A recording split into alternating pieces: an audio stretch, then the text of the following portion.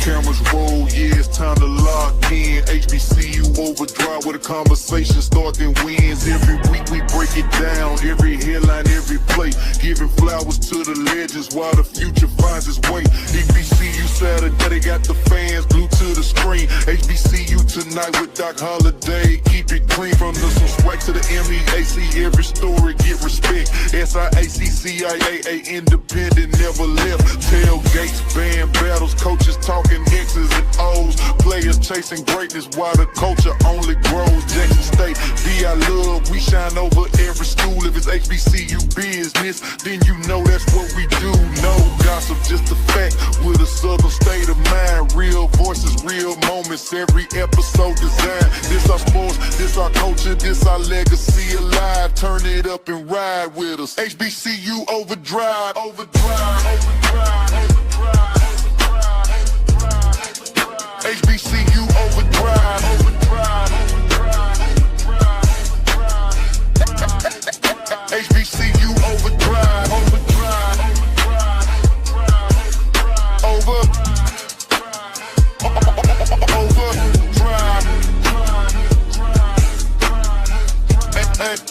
HBCU overdrive, overdrive, overdrive, overdrive, overdrive, overdrive, overdrive. HBCU overdrive, overdrive, overdrive, overdrive, overdrive, overdrive.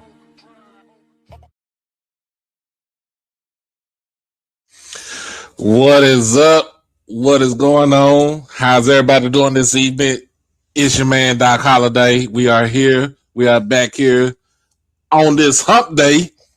On this hump day, August 19th, year of our Lord 2026. As always, it is good that you like the stream, comment, share, but most of all, subscribe to the channel. As y'all know, this is HBC tonight, powered by HBC Overdrive. I hope everybody's having a good evening. Fouling in. I'm sorry for the tardiness. StreamYard been tripping. StreamYard is tripping right now. I don't know what's going on, but all I know is it was just tripping. But we are here.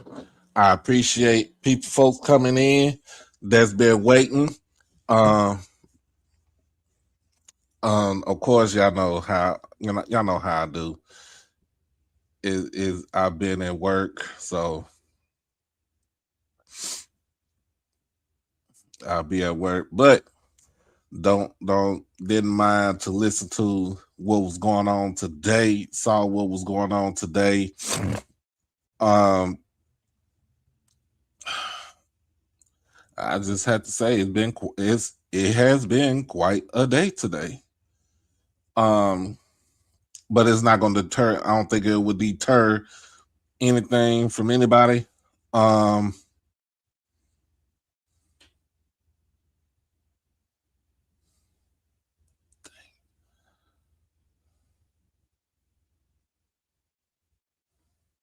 Okay. But other than that, man, just glad that everything is going well for tonight and with everything else. But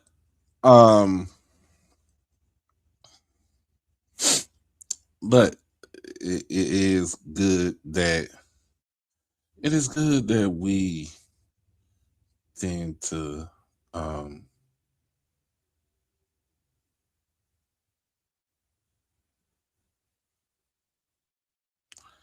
we're just going to come over here and have some fun for tonight.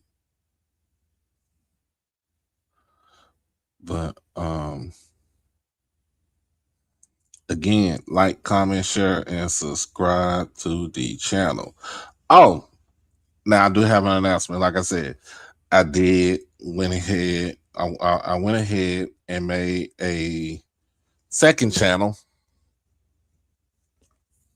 I did make a second channel called Dallas Cowboys Unfiltered, and it is number straight up Cowboys all day, all the time.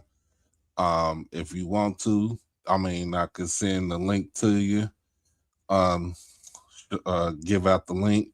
Um, Fans and haters are welcome, but I would say this: don't get it twisted, because if you come in being very disrespectful, oh, you won't like me. You won't like me. But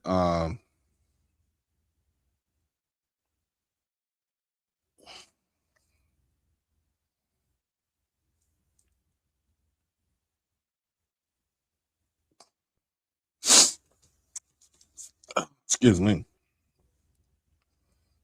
But I'm gonna tell it like this. I've been up since kind of been up since like 5 something, 6 something this morning. Couldn't go back to sleep. Just stayed up. Had to be at work at 9. Got me, ate my cereal and got myself ready for work. And then I got to work, and you know, everybody thought chaos was going to um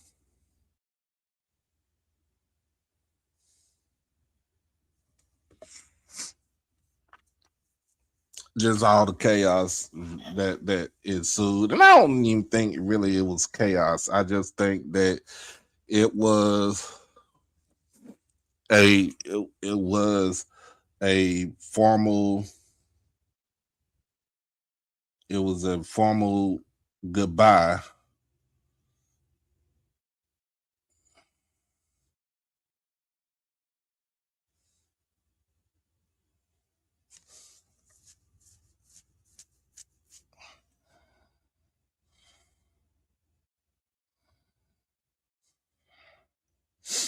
But see if I can get anybody. I'm gonna see if I can get Mr. Ford on here. If Mr. Ford is listening right now. Um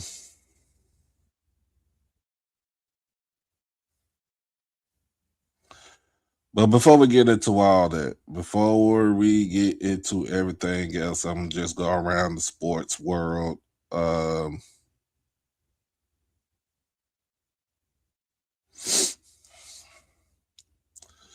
um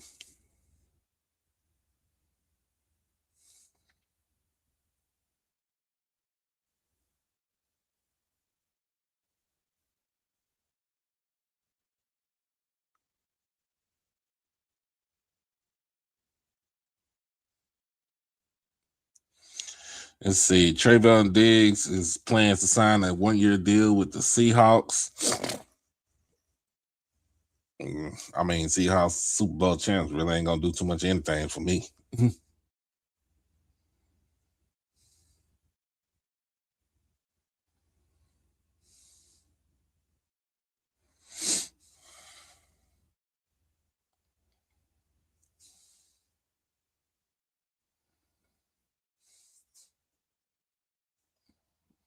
Um, they still plan on signing Terry Arnold, but I'm trying to figure out how that is gonna how that is gonna play out right there.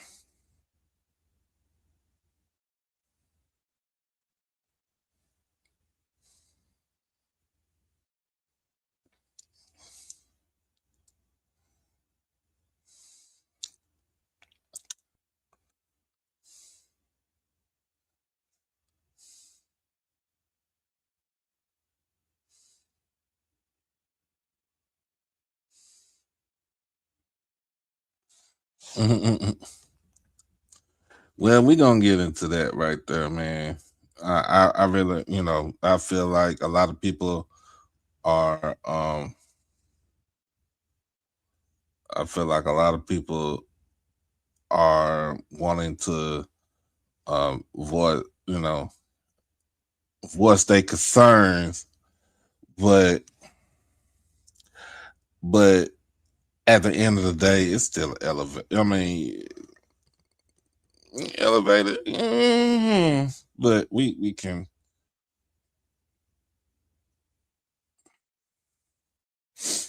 we can do something with that.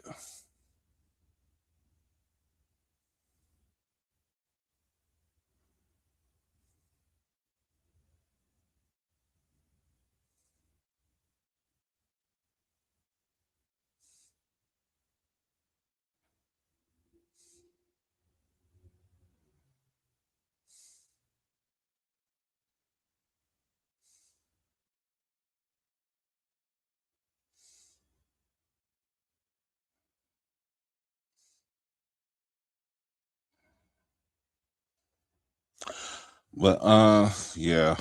Yeah. So other than that, let's see.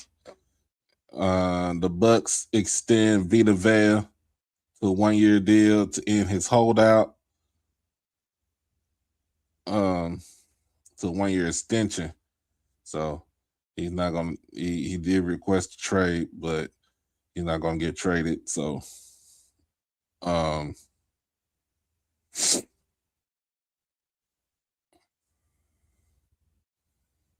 figured they weren't gonna do anything on that one. But um he does give the Bucks strong interior defense. Let's see. We got Jaden Higgins from the Texans. He's out for the season with a torn ACL. Um, the injury basically came in today, not yesterday, with a joint practice for the Raiders. So,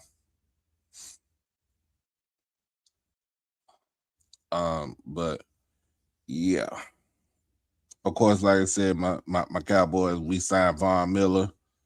Von Miller coming in and giving us a, a valuable piece to the defense. In the NBA, got a 3-team deal. Send Peyton Watson to the Cavs, Max Strus to the Clippers, and then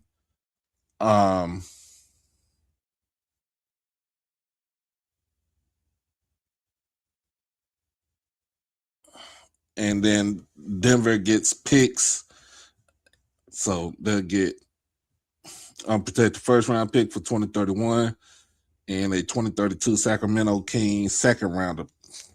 So appreciate it. So yeah, it's going on sports. It's been kind of quiet. It's been kind of quiet on sports. It's been kind of quiet on the sports realm. But I will say this: there have been multiple NFL players. There have been multiple NFL players who signed with NFL teams are among a group of athletes who were granted a temporary a TRO Wednesday to return to college for one more season. So basically, I knew this was going to happen. I figured this was going to happen right here, but this is where that TRO comes into play.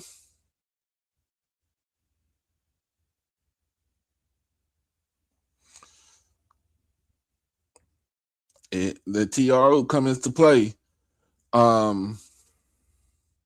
Where now players that have moved on and try to start their professional lives, they have moved on and basically said we're gonna come back to school for one more year.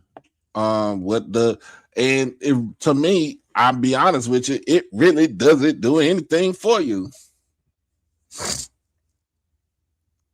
So, former Ole Miss starters Daquan Wright, Xavier Harris, and Wyatt Williams, all of whom signed with NFL teams this summer, are among a group of athletes who were granted a temporary restraining order Wednesday to return to college for one more season.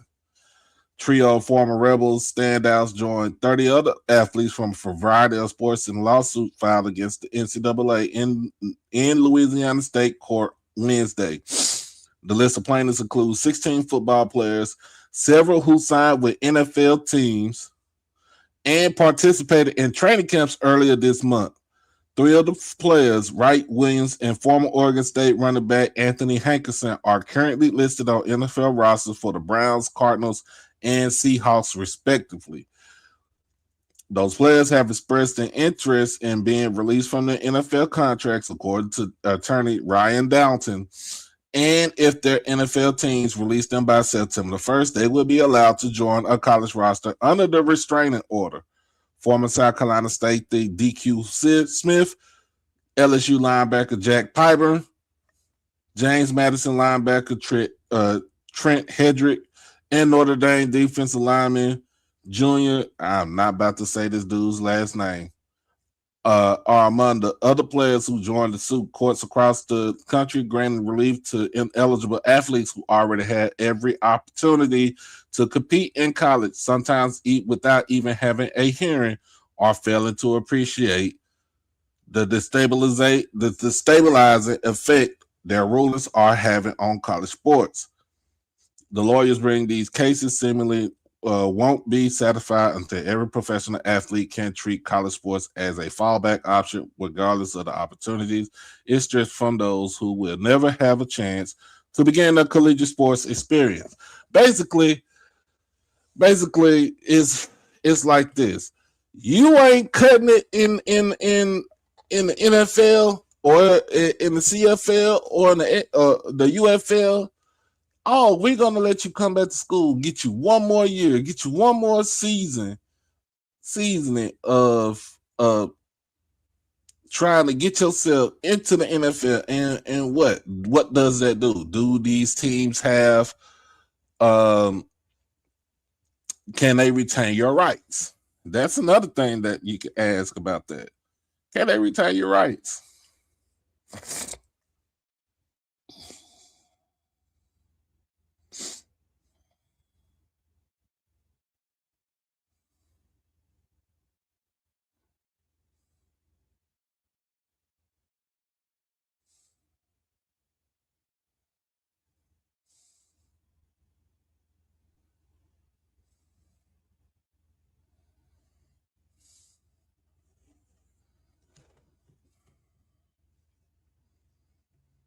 Hey, bro, I understand. I think that I'm looking at it and like you're on a look, you're at a training camp.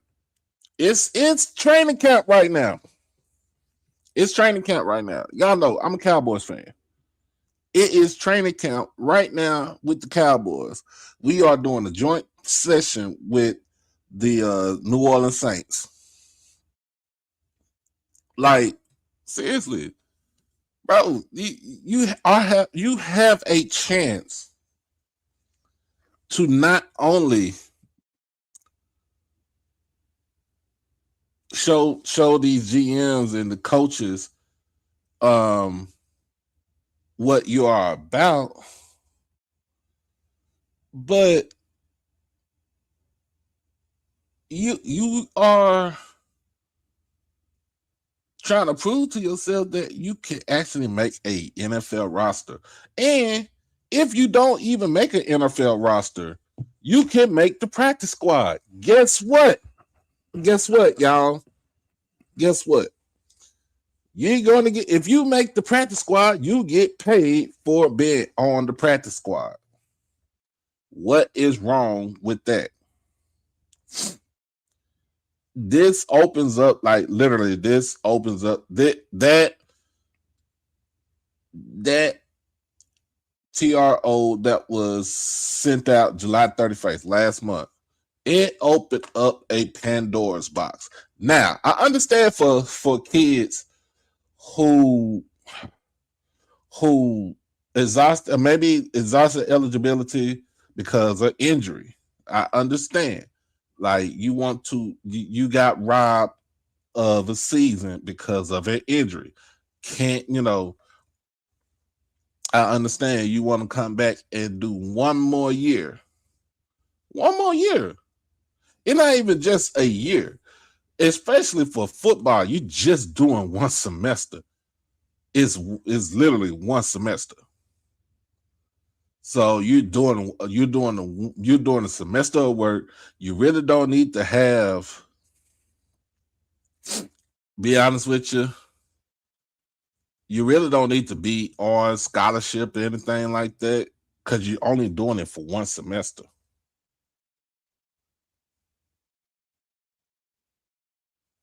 I mean, football takes up from August all the way to December and then goes into January. Just that's just how they do it. But you're only doing you're only doing this for one semester. After it's up, you got your fifth year. Boom, you good.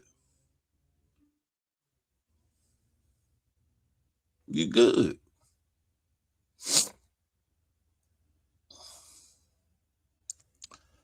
But it's for those that just using it now. When you look at it, for those that's just using this as well, I can't get on the team, so I might as well just go back to school to play on the team, to play for a team, get a little small bag, NIL bag. But guess what? What happens once the dream is over with?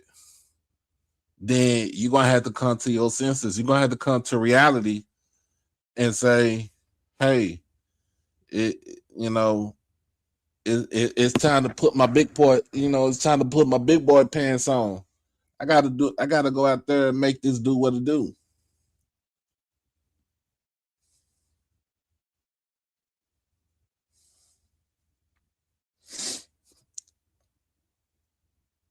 It just that the original TRO from July 31st was going to set a precedent of having a lot of kids come back to their original schools. Now, the original TRO says you can come back to school, you can get your fifth year, but you can't get into that transfer portal. You can't get into that transfer portal because it's already late. It's closed. So you see a couple of teams, especially in the SWAC, they kind of they bolstered their roster because of that move.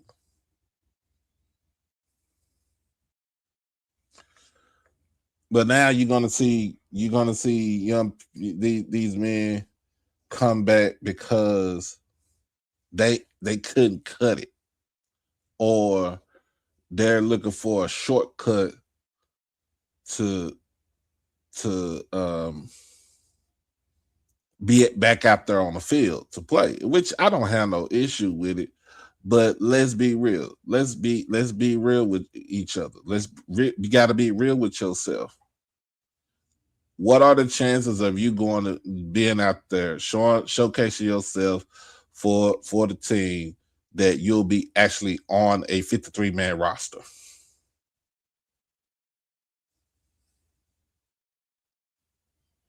Because now, guess what? It's easy. It's going to be easy now for a coach now to cut you because you have the idea of going back to school, playing that one more year, and then I mean, what happens then? Because just like what my guy David Jackson said, the NFL GMs and owners are going to look at that and do they want to be in charge of that? Because just in case you don't make it, guess what? What are you gonna do? Are you gonna run back to college? You can't do it because you only got one more. You only got one more semester. You only need a semester. It's a semester.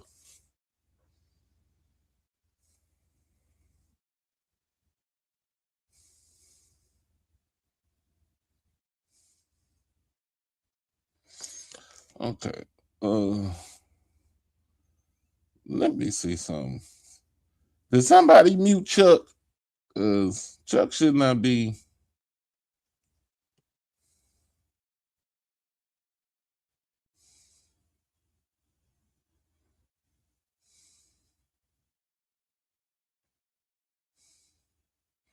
Cause I just got a message from Chuck and he's listening to it. Let me see something.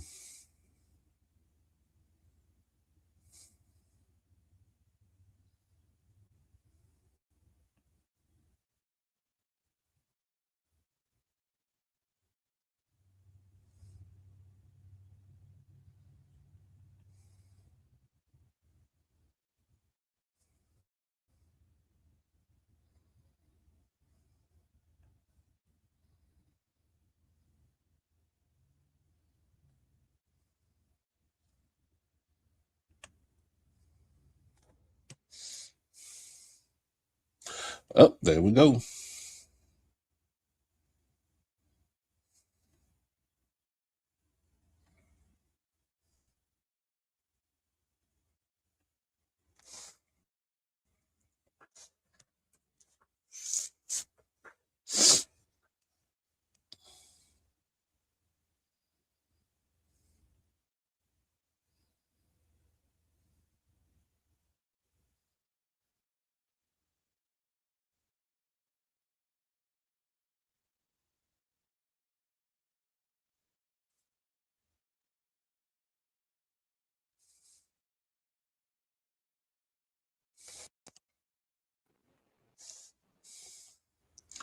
What's going on, Mr. Ford? How you doing today? Hey man, I'm sitting up here. I get nostalgic sometimes. Back in the day, I was a Yankee fan when they had Reggie Jackson, and sometimes that thing hit me. So I'm watching. I got it turned down. I'm looking at the Baltimore Orioles and the Yankees, Mm. and yeah, I'm gonna watch that and then go to bed. How you feeling, man? Man, I'm feeling good. I'm doing better. Yeah, I yeah, yeah. was in the hospital. I went to the ER last Friday. So No, yeah. what happened? I mean, my potassium was down, so it was low, Oh, okay, and I was dehydrated. So yeah, they had to make sure I was fully hydrated and everything. okay. You drank. Oh, now, how much water you drinking a day? Not enough. Yeah, Rob, when I was at Grambling, Coach Robinson believed in what is it, 24 cups or 24 glasses of water a day. Because I Mm, didn't know nothing about that till he told us 24, I don't know, 24 cups or 20, because it's been many years ago. I think it was 24 glasses of water a day or something like that. mm-hmm. Yeah, yeah, you got to drink your water, man.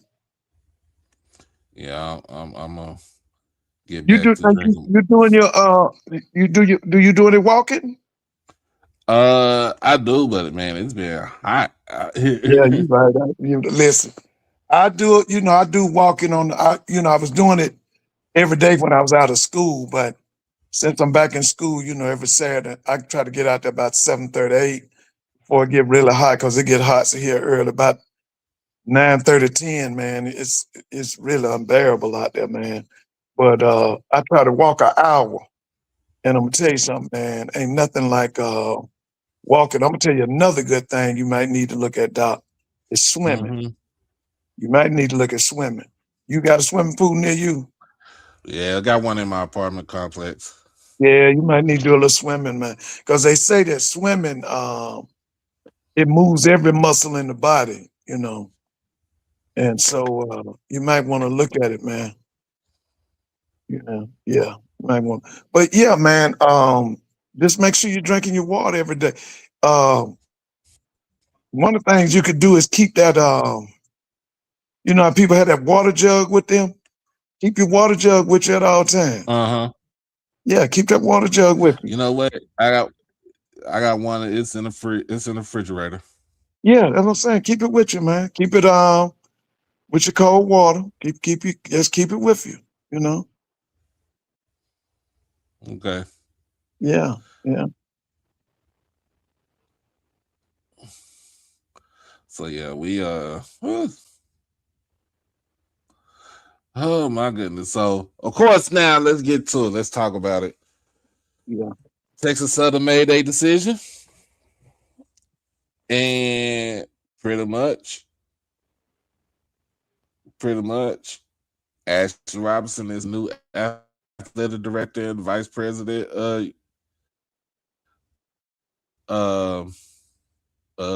university. Oh So yeah. they also named Corey Lowry as the head coach for the basketball team, for the men's Right, basketball team, even though players wanted Sharon Chapman. right. They wanted That was the guy Sharon that Chapman jealous. at, yeah, that was the guy that was on he was the interim. Right. Um Okay. Yeah. and it's just the thing about it is with that, it's so because it's so late because that Yeah. I would have stayed with Chapman. Chapman would, the players respond to Chapman. I would not have just went and hired a coach until after the season. Let him run the team, or I mean, let him run the team. He's been running it like he recruited the players to come there. He's been running it, and then just let him see he can actually get it. If he can earn the job. I think that's where Texas Southern had messed up. Now, but I also say this is where Texas Southern messed up because I said this last night. Uh, Texas Southern had plenty of chances to go out there after they had put Kevin Granger on the uh on administrative leave. Um and they should have done this last year. You knew that man was going in there and abusing his power and doing everything, doing God knows what, and y'all knew about it because some of the people who accused them came forward and told y'all about it. And the only thing that you did was say, we're just gonna go ahead and put them on leave. No. It's too, and then you waited so late. And I'm gonna be like you, Mr. Ford. I'm gonna say it like this. I blame the president. I blame the president for all this stuff going down. If you would not been procrastinating and you would have went straight to to the border regions and told them this is who I want, let's put this to a vote, we wouldn't be waiting to on August the 19th of 2026.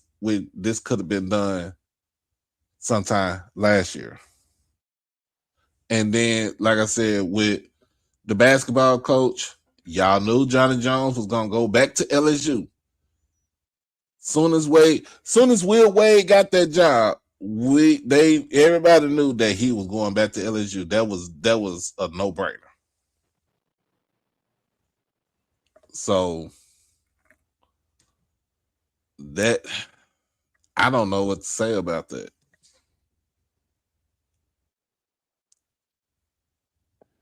Anybody got you have anything chime in on that? Well, well, look at you all. Good evening to you all, and I Yeah. hate I'm not in the comments, but I said I'm gonna come on up and let you know I am here. I'm still in the number, but Mm-hmm. I was just chiming in. I saw it this evening about Ashley Robinson becoming the new athletic director at Texas Southern. Is it true that if I stand corrected, it's true to say he has a home there in Houston? If I stand corrected. I don't know if he has a home in Houston, but I know he has smaller kids in Houston. I know we talked about it before. So yeah, I knew it's something with Houston, and he said, and I told my father about it as well, and Dad said, he said, I imagine they probably had, I imagine I might be wrong. I imagine they up the money on to get him as well. I'm just I'm on the outside looking in. Actually, he does have family in Houston, but he from Jackson. What are your take on that, Mr. Ford? Doc, I'm gonna be serious with you, man. Let's go. Ashley is a hero of mine. I love Ashley Robinson, man, and I love to see that man work. But I'm gonna tell you, Doc, I'm burned out by talking about Texas Southern. I'm gonna be honest with you, man. I never had no respect for the athletic program. The only time I actually respected the football program was when Johnny Cole took over. You remember when Johnny Cole was out there? Yeah. Mm-hmm. I I did remember. kind of keep up with them because I knew LC and Johnny. But when I was at Grambling, nobody respected their football program. And what they would tell you at Grambling was that they had players, but their just teams wasn't a were great team. horrible. Okay. And so, like Cole I was a told great Big ball player. Mona last night, I'm like burnt out on Texas Southern, man. I'm burnt out on I don't, because to me, Ashley things, and I've told y'all over and over, whatever Ashley touches, it turns to gold. Now, I don't have no question in my mind that he gonna make that program one of the top programs in the SWAC. But as the Texas Southern and that, now I respect Texas Southern academically, the institution and all that, but the athletic program, the only time I really had true respect and kept up with them was I respected Mike Davis because I knew Mike Davis when he played for Wimp Sanderson at Alabama. I knew who he was. I knew who he was. And we pulled for Mike, and I personally thought that when Mike was at Texas Southern, he was the best HBCU coach in America. Okay, Mike Davis. but now, like I said, when I was at Grambling, Texas Southern had really good men's basketball. And Robert Moreland. Their track and field was exceptional too. They had a really good track and field program. Yeah, they've known that track and field. But as far as that, man, I ain't got nothing to say about Texas Southern. Listen, I'm gonna let you and Chuck talk about Texas Southern. When y'all get ready to talk about the season of football, I'm gonna chime back in. Because I'm burnt out about Texas Southern. I don't want to talk about no Texas Southern. Hey, I had to get Mr. Ford.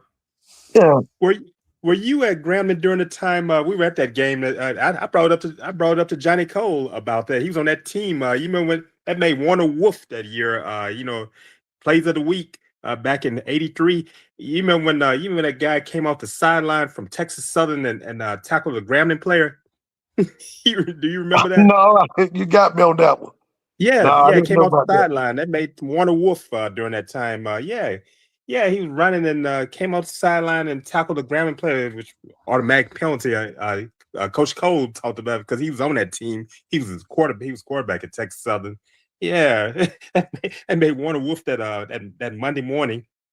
Yeah. Well, like I said, we never had no respect for Texas Southern program.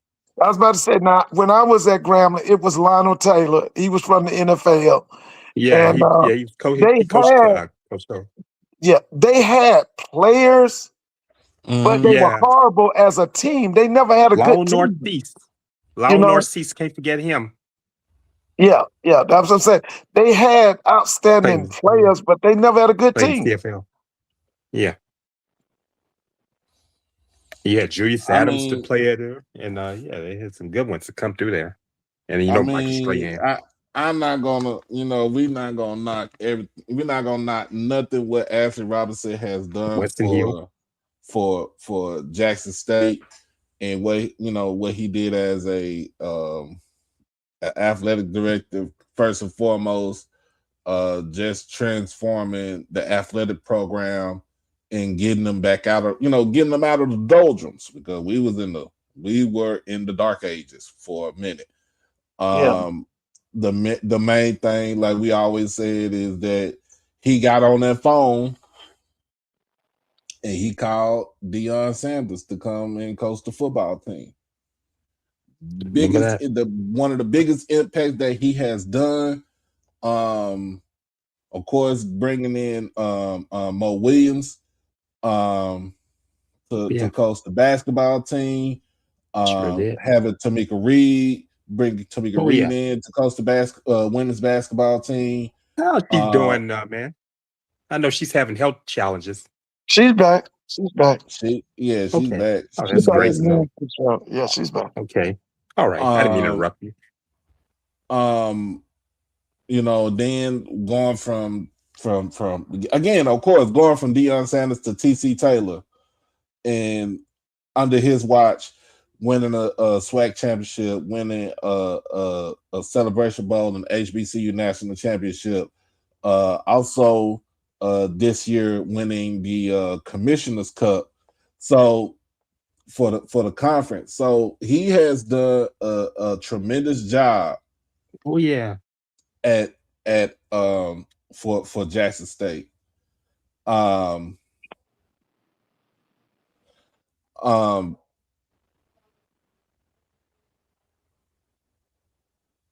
But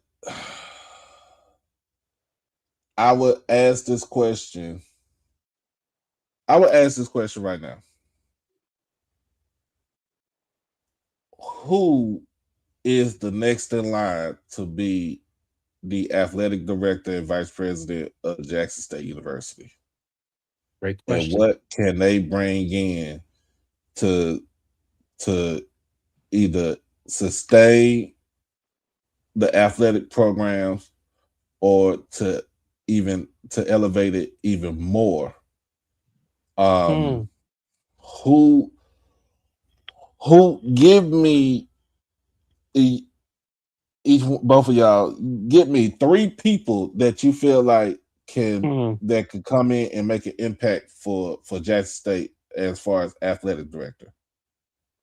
Boy, how many ADs out there? I had to really think about that. For a school like Jackson State, who would be the best fit for a school such as that? Knowing the type institution it is, who can. One person I know, but I know he's fine at Alabama A&M is Dr. Paul Bryant. I know him quite well, but I know he's at Alabama A&M, and I know people love him up there in Huntsville. Mm-hmm. And I just can't think of I can just so it's hard to just think of names of people that just take on that job. After coming after Ashley Robinson, and that's a huge that's a huge task. I had to think about that one. Mr. Ford, who you think? Give me 3 people you feel like can you think they can be an impact for Jackson State as an athletic director if we get we go ahead and get a new one? Well, before I give you the 3, let me tell you what you got to look at, and it's got to be on paper. Dr. Gregory, that's the president, right? Mm-hmm. Oh yeah, Sean Gregory's wife. Yeah. Okay. She's got to let us know that she want to bring the program at Jackson down. Does she want it to stay at the same level it's at today? Or does she want it to elevate? Because if she wants it to elevate, then she's got to pick a person that in her image, because I know she want to elevate the school. And so really it's got to be a person that she likes. Because remember now, when we look at protocol, she's at the top. The choice is hers. And so that's what we got to find out. What is her vision? Because to be honest with you, she's the most important person now. All this talk about that Ashley's history now. The most important person right now is the president. Okay. Yeah. And what does Dr. Gregory want? Does she want that program to scale down, to remain the same, or elevate? And then once she tells us that, like I say, it's put on paper what she wants to do with this program in the next 5 years, the next 10 years, and all of that, then I can, recommend some people.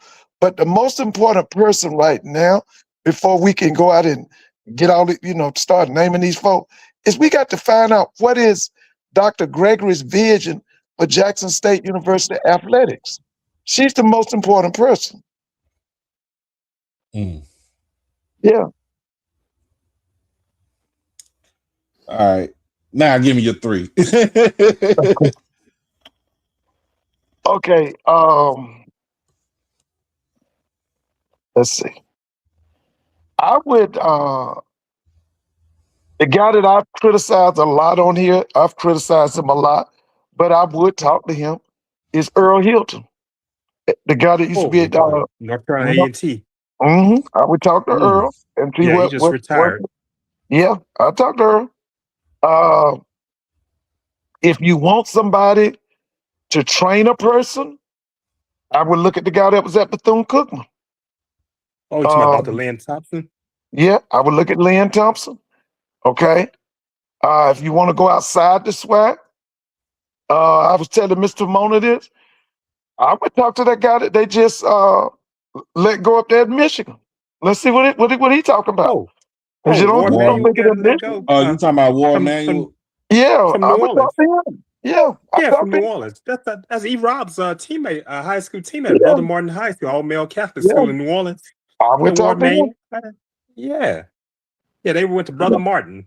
Yeah. Yeah. I didn't know he was let go.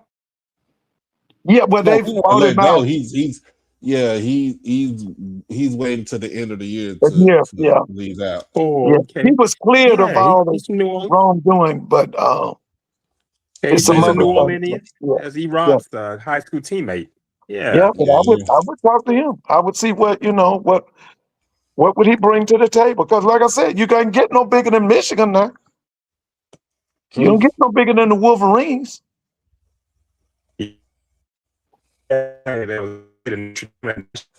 were all teammates at Brother Martin, Rod West. They were both on that college football selection committee. One of those years, those two guys, they were teammates at Brother Martin with E. Rob, Eddie Robinson at Alabama State. They were Brother Martin Crusaders.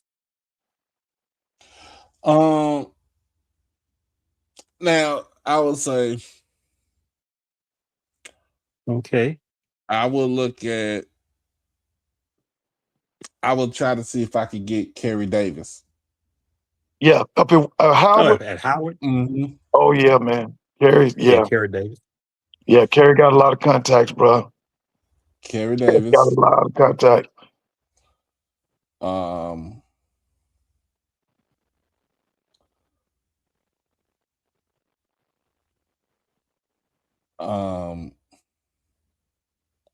Ward Manuel is from New Orleans. Yeah, Brother Martin. The Catholic League. They all play against St. Aug and all those schools, Jesuit. They're on that same district.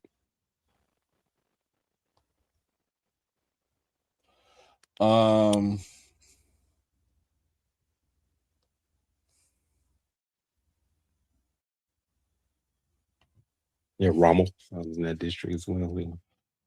I will also look at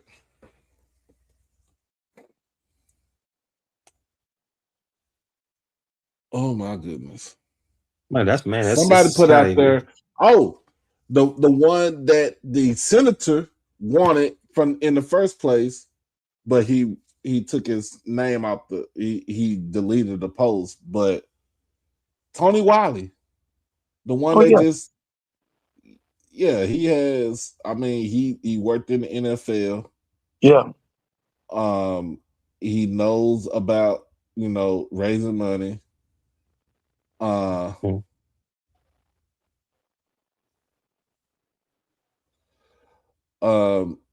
And my last one,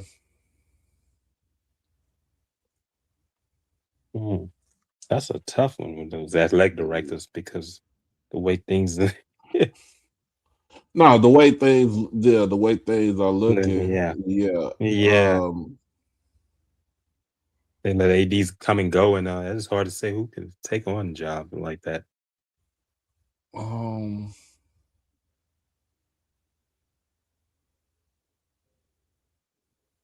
I would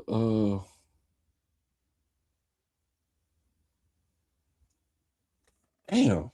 Yeah, that is kind of hard to try to figure out who you think you can Yeah. come in and I wouldn't even say right the ship because the ship ain't the ship not having sunk or it haven't steered off course. It's still going on course. It's hard to say with an athletic director because they have they get highly criticized in places. Man, I don't know. Let's see. Somebody put in there. It was somebody I put bet in someone the in the list. chat would probably have some. I'm gonna look in this. I'm gonna look in the comments and see what people are saying here. I want to see what they have here because that's a tough task. I mean, yeah, I understand there's plenty of applicants, and I think we'll be fine. And I know we have an interim, but right now, you still, in a sense, I still think. Oh, hey, Lady T. Uh, he's a Jackson State graduate. He's at the University of Houston. Yeah, the guy that Brooks was talking about. He's at the University of Houston. He's in the administration. He's a Jackson State graduate. Oh, Hey. Alvin Franklin. Yeah, that's the one he was talking about. Yeah. Is that the direction they want to go in? They said, are they saying that, hey, we want I can't speak for them, but are they saying they want alumni to be athletic director at Jackson State? I'm just asking Jacksonians. Is that what they're looking for next? That's just my question. I think. Well, you got to realize too. We got to understand. Ashley Robinson he wasn't a Jackson State alum. Yeah, he went to Mississippi Valley. Went to Valley. Yeah, but listen, Jackson State was in the blood. You're right. He was not. He didn't have his papers one from Jackson State, but Jackson State was in his blood. Yeah. He grew up on Jackson State. Now he grew up on Jackson State. He was in the vet. He grew up as a child in the vet. He know what Jackson State was all about. All right, Lady T. Thanks for. Yeah. He knew what Jackson State was all about. Now. Yeah. I know he went to Murrah and he played at Mississippi Valley. Ashley Robinson. Because when I heard, he was always on the campus of Jackson State as a child.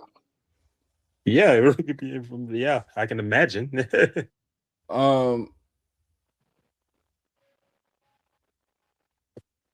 Came out of a great basketball school, Murrah. Somebody said Tiffany Dawn Sykes.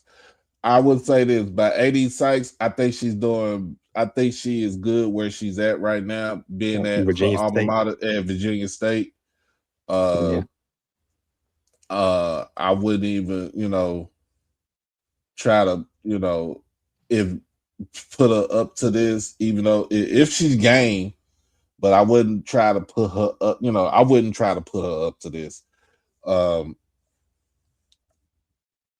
But when you look at it, and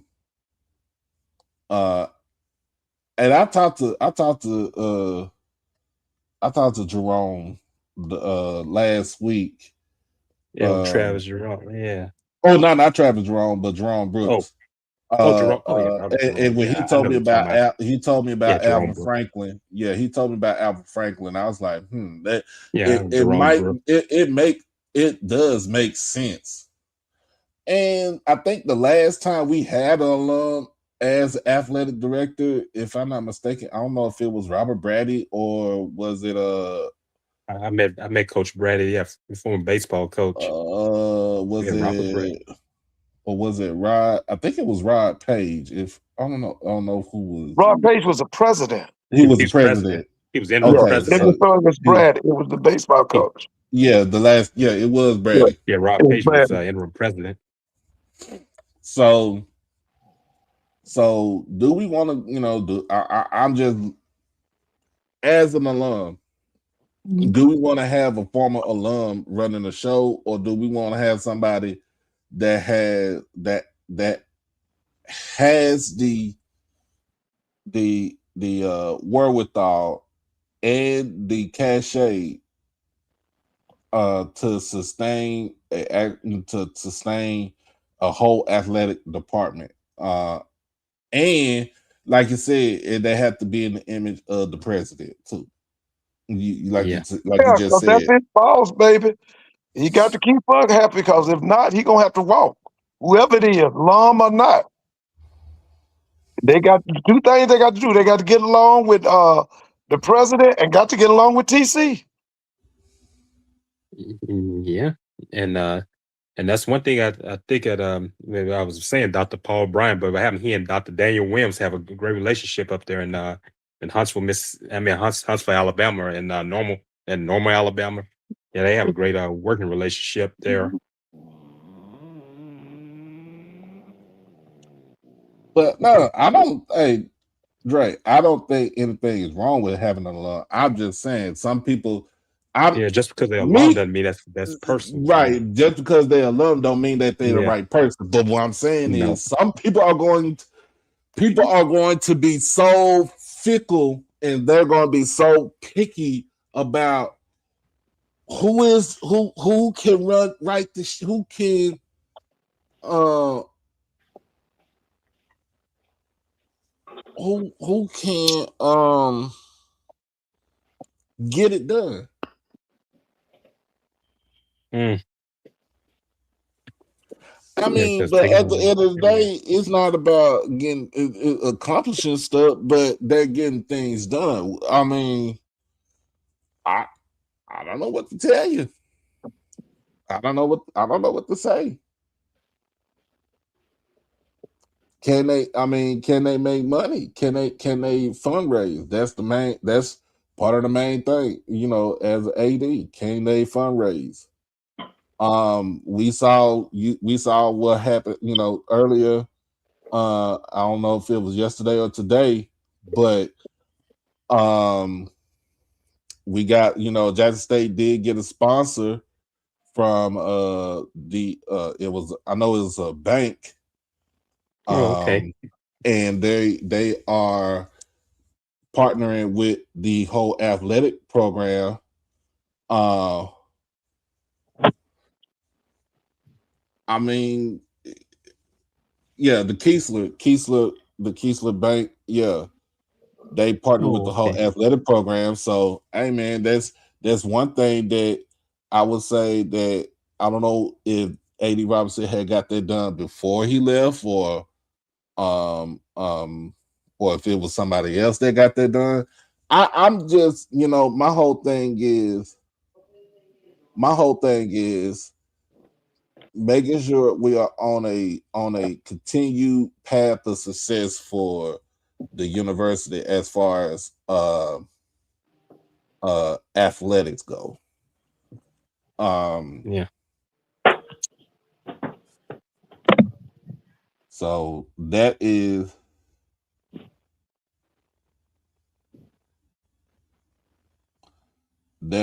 where I think we when you look at um the totality of everything, Yeah. will this be the right hire? um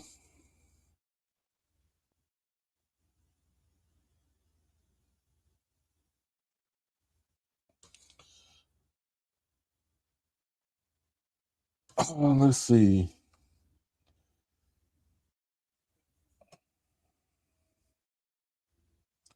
Now that's the one thing I want to see. Can they, as far as negotiation, hey, can they be better negotiators when it comes to getting deals for the athletic programs? Mm. Um, can they get us out of certain can they are they able to negotiate contracts when it comes to um what is it when it comes to uh putting up classics as far as football goes, but I want to see what they can actually do with that. Mhm.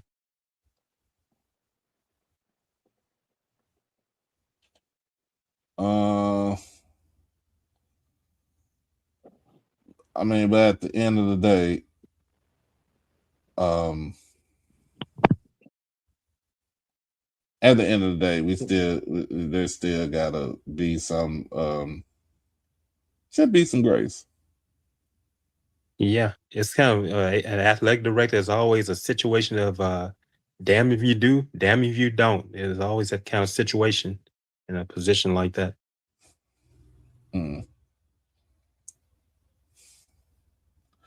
So I mean, I understand about doing the show late because look, I'm at work, y'all. Y'all gotta understand. I work. I work in the daytime. I work at night. I work in the middle of the day. Yeah, Yeah, I work today. so so I don't get a chance to look at things on the internet, but Yeah, I know uh you're busy, man. Yeah. yeah, from time to time I make sure that I can, um now here's the thing that I want to know. This is what's going to happen with this head coach with over at Texas Southern, the men's basketball coach with Corey Lowry. Now there were rumors, there was speculation that he was contacting players. He was contacting players um before um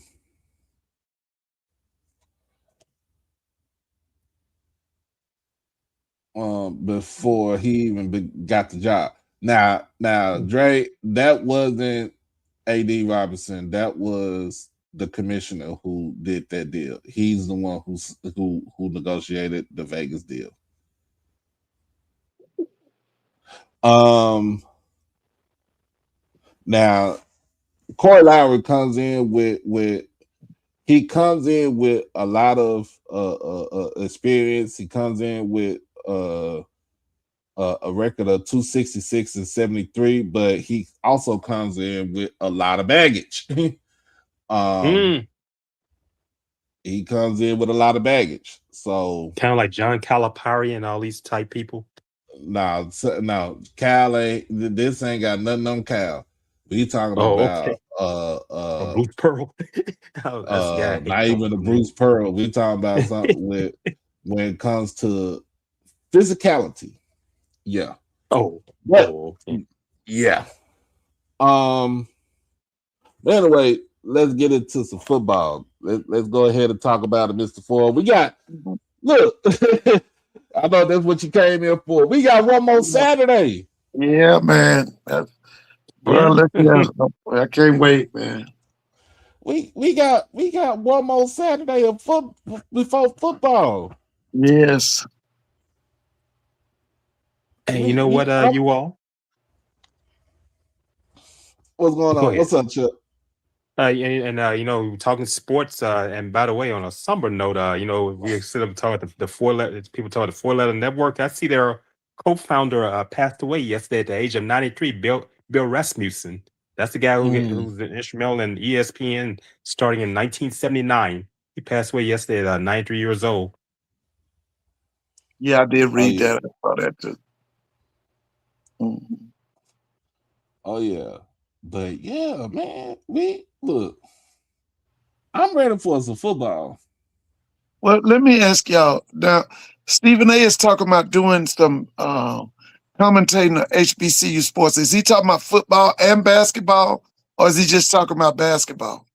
I don't know what are you talking about. This is the first time I've heard that right That's my there. first time hearing about this. I've been hearing about the other Yeah, stuff that went on. Yeah, I didn't know anything about that. yeah. The doc, pull it up. Put in there, Stephen A. Smith to commentate HBCU sports. It should come up. because Let I've been me seeing a lot see. of stuff been going around Yeah, put it somebody in there, about Quentin. See stuff what it going says. on. Yeah, it's been all over the news about about the situation with the convention and about the thumbs down award and it's kind of a lot of I'm I wasn't surprised this kind of stuff was going to happen, but yeah, we know Stephen A.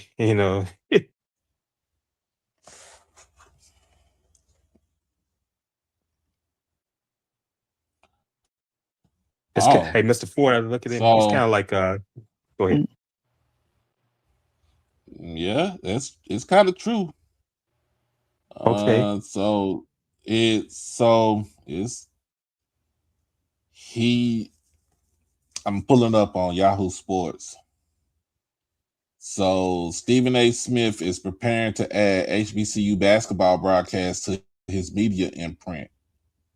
oh okay, he try. I don't know. He's trying to make good after the way people been looking at him. Stuff that's been going on. I don't know if you, I was just wondering because yeah, Mr. Ford, I thought about all the conversations. People. He remind me of the way he talking. He remind me of in the past. Think about he always had him thinking about George Schuyler, his debate with he and Malcolm X debated each other in the '60s, and all those type people. Thomas Sowell. Sowell's in his '90s now, and I see Stephen A. like those guys that with that kind of thinking. Oh yeah, yeah. Scholar, I think was from So Pittsburgh, yeah, but he's Yeah. yeah.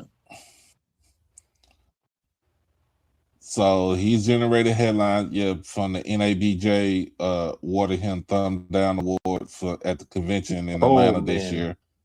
Um um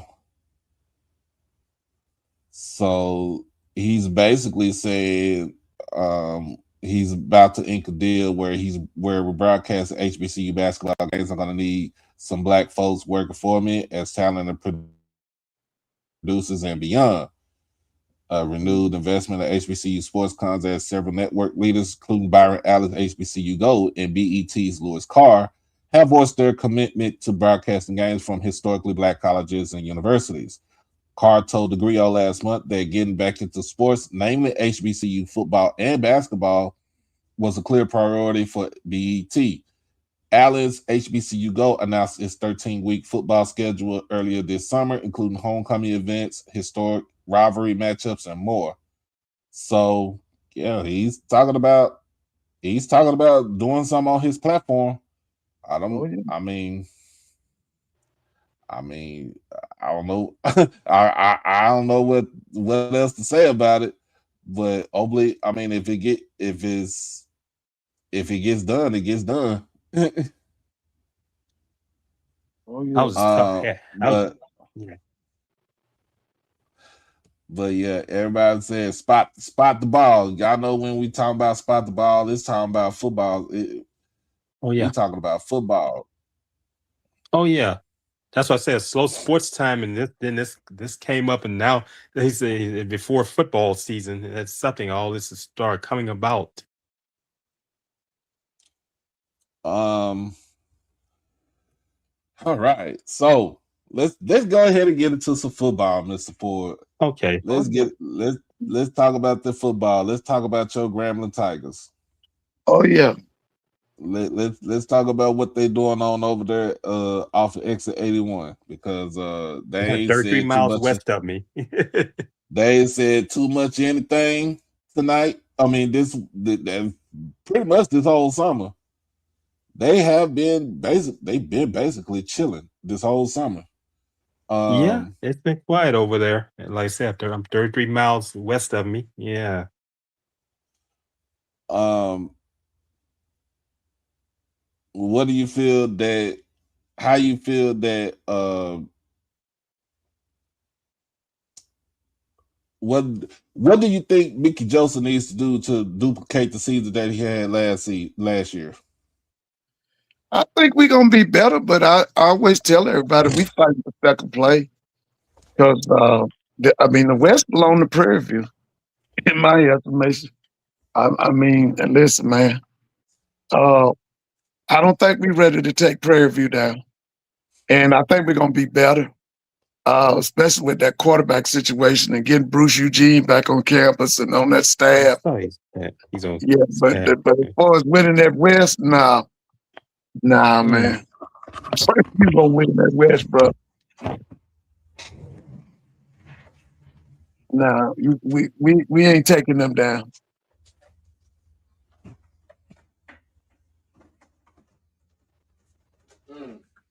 Yeah, no, we ain't taking All them right. down. We're gonna continue. We're gonna continue in the West. Okay.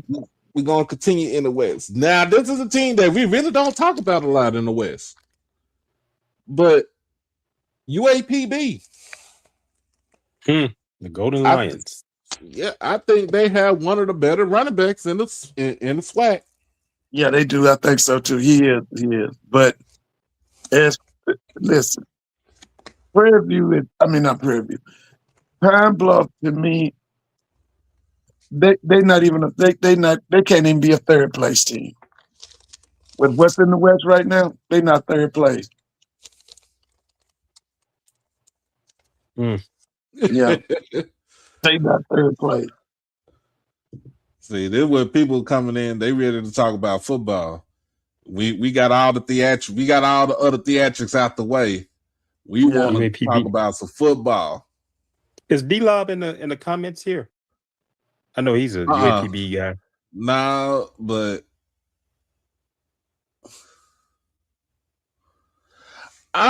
you know what? Pine Bluff has always been historically Pine Bluff have always had these like maybe 5-6 year spells where they really don't do anything, but then they have that 1 or 2 years where they go in and kick everybody's ass. I've seen that. I've seen them do that. The last time they did that was of course 2012 with Monty Coleman. Right. With Monty Coleman was the head coach. Yeah. So yeah. They won them. Recruit heavily in Monroe. They make a run every 10 years. Yeah. I mean, they did. Yeah, they remember do. Doc Gamble had a team remember when they did that spring football? That abbreviated season. I remember that. They play Doc Alabama. Gamble had a team, that competed. I think they lost it to Alabama A&M. Yeah, they lost the SWAC championship in that abbreviated season. Yeah. Mm-hmm. Yeah. They had a guy out of that I think a guy quarterback came out of Edna Carr. New Orleans. They're in Algiers. He's a left hand. Yeah. What was his name? Keith. Came out of Carr. Y'all know it's been so crazy because when you think about this spring 21, it felt like it was almost an eternity ago. Yeah. That was quite a time. And then you just realize it's just 5 years ago. Yeah, it's a benchmark year because every year SWAC football has grown. Every year since 21, our football has gotten big. That's why I tell people we're in a golden era. We're in a golden era, and I think it's going to get better because I think that 25 football season was exciting. This one's going to be better. 26 is going to be better.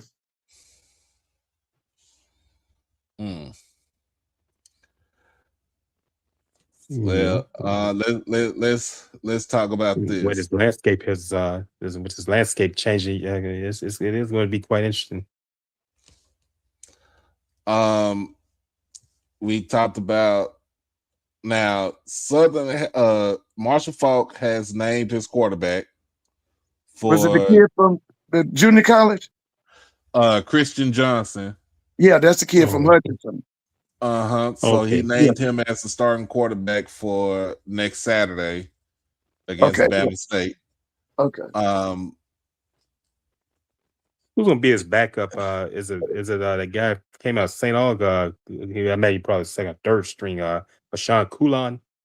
I don't know if it's Sean Coulon, but I think Ashton Strada might be the second string. He might be the second string quarterback. Okay.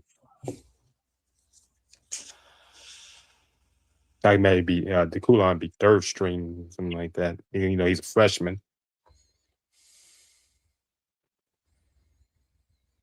Now, I just Strada is still at Southern. Mhm. And it's really not, they haven't really lost a lot of players from Southern. They did kind of boost their defensive line because Kelby Givens came back. He came Yeah, I back saw this week. Givens came back. Yeah, I saw him and they had their fan day gathering. I saw him talking to someone. He had his jersey on. I saw Givens on the back. I said, yeah, I said Kelby Givens is back. Yeah, he's from over in Shreveport. Went to Captain Shreve. So he's back. So that should be Excuse me. a huge boost for that defensive line for Marshall Faulk. Mhm. What y'all predict Southern record to be?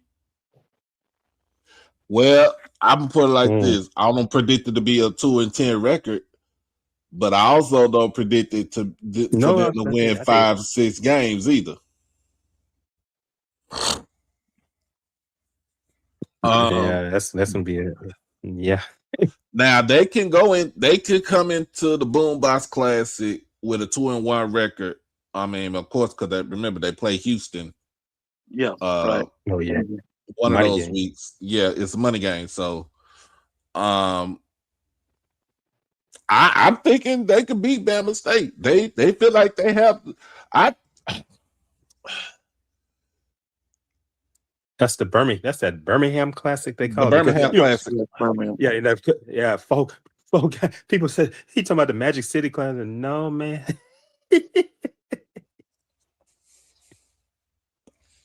Yeah, people kind of like, man. 28-24 Southern. That's what you got. I got you. I mean, we just talked about them.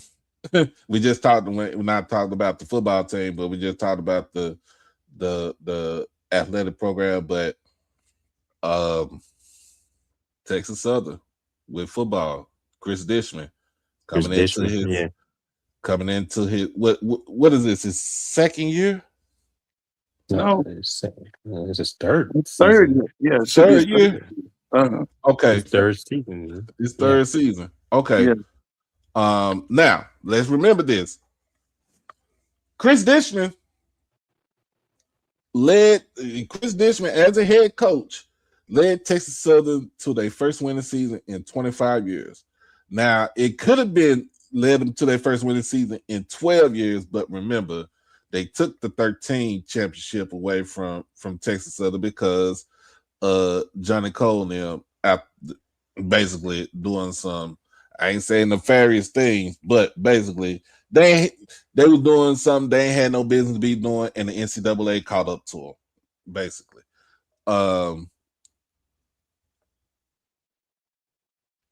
Can they continue this success as far as moving up as instead of going, with 6-5, they went 6-5 last year. They were 4-4 in the conference.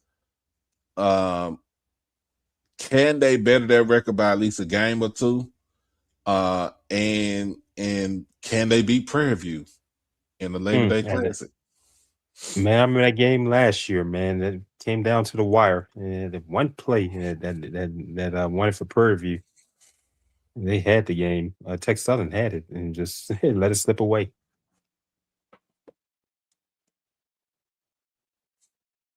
Yeah, can they? That's a great question right there. Can they beat Prairie View?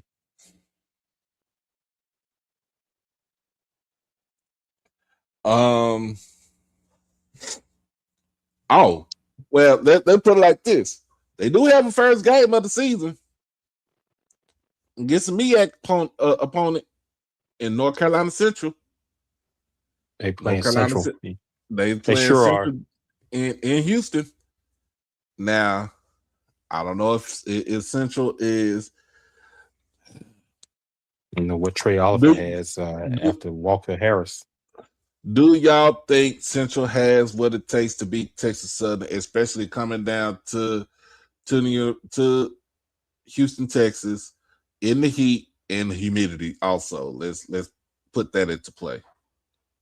They playing at that stadium. Is that stadium you were talking about, Aldine? That's what they playing in. Yeah, they're playing it all day. Aldine. Yeah. Next week. Okay. Look, That's a great question. Texas heat is totally different. Depending That's on what part of the 100 state. That's 100 some Depending on what part of the temperature state here. you in. Depending on what part of the state you in, you could I agree. you could be 90-some degrees with 100% humidity, or it could be 105 with a heat index of 115. You take your Yeah, pick. it's been over 100 degrees here in Monroe, Louisiana, man. It's like walking into an oven. You can't really breathe, man. What do you think about that game right there, Mr. Ford? First game. They play next week. Well, if I was Ashley, I'd take a good hard look at Trey Oliver, because I'm gonna be honest with you.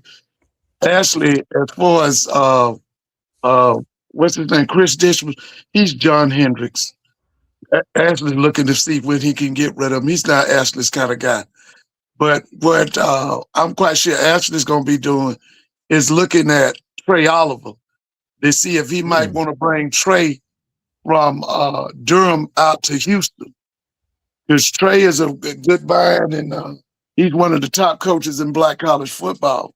Oh, yeah. Now, one thing about Ashley likes a hire that impresses people, and that the children will, be like a magnet to it.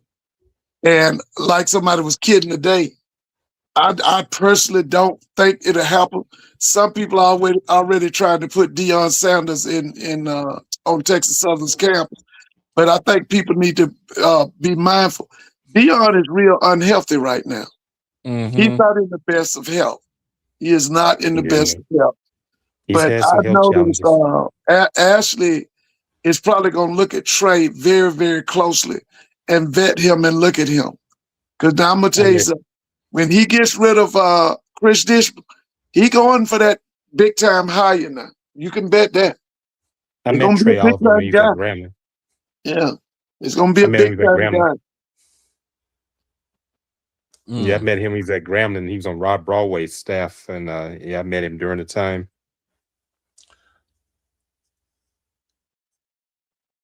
That's a long way from that.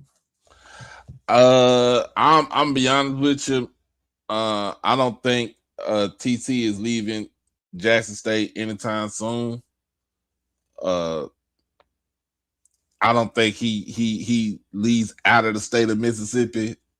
I think TC's probably enjoying himself there in Jackson. But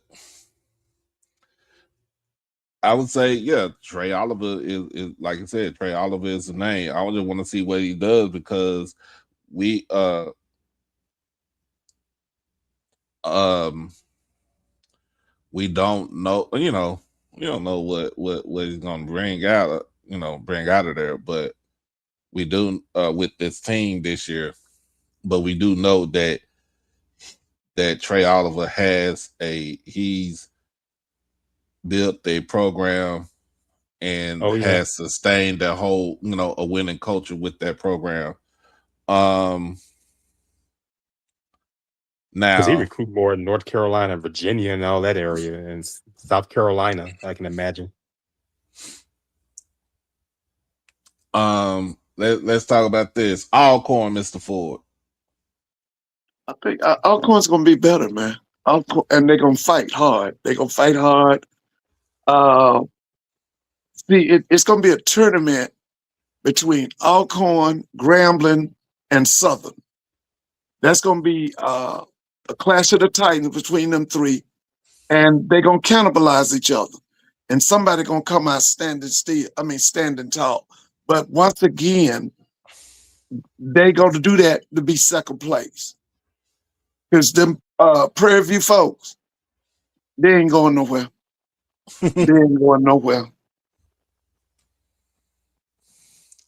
Yeah. We got. Let's go ahead. Let's head on to the east. There's another school we ain't really talked about.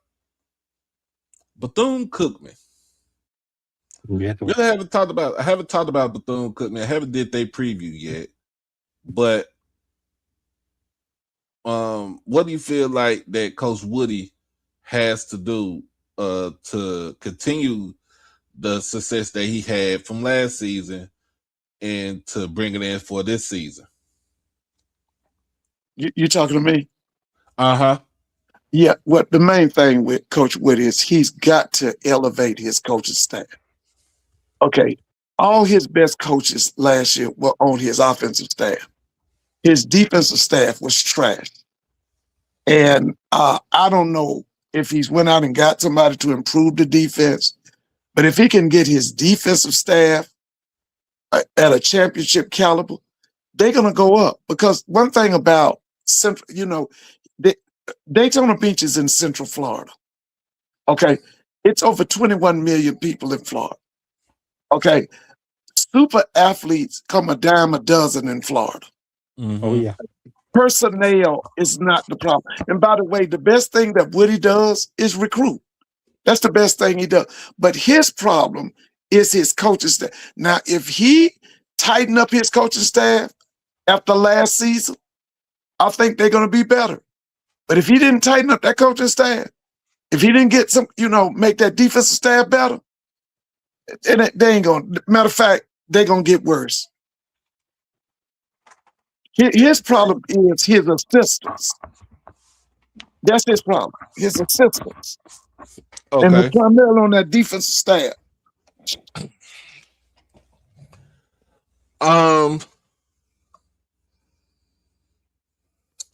We got Mississippi Valley. Haven't done a preview yet either. But with Valley, because now Valley is the only team that actually started a game. Their first game is on a Thursday. Right. On the road. They are on the road against is it Sacramento State first? Yeah, They're playing Sacramento State. Mm-hmm. So they go to the West Coast. Who's coaching that team? The guy from Arizona, that was assistant at Arizona, is coaching Sacramento State. I think so. Yeah, the one used to be MC Hammer's dancer. Mm-hmm. Yeah. Yeah, he danced with the Hammers group back during those times, late 80s, early 90s. Now with Valley, I just say, man, look, you just got to go out there and compete. Their schedule is their first couple of games is a rough one because after they play Sacramento State, they are on the road again. Let me see. I'm looking it up right now.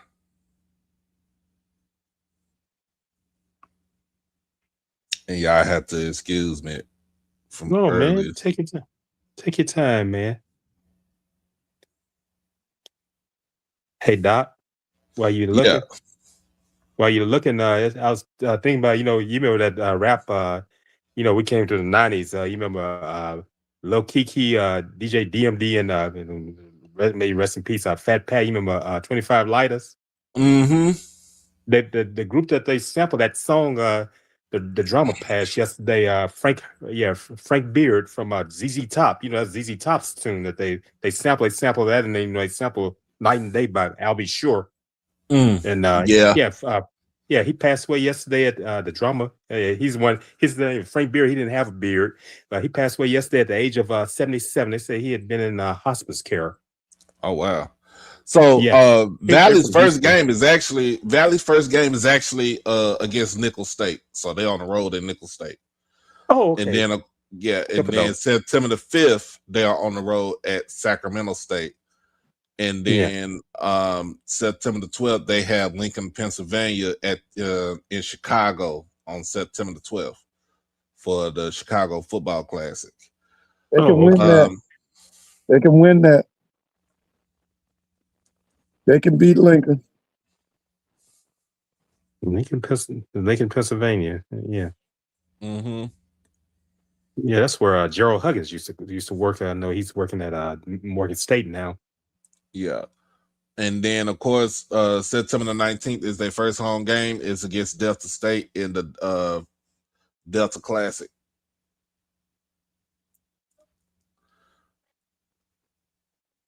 So, I mean, I think they can try to make some noise.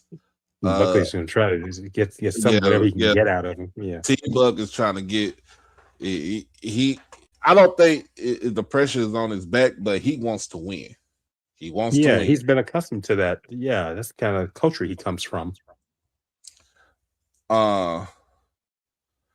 Let me say with Alabama and then I haven't did a preview for the Bulldogs yet.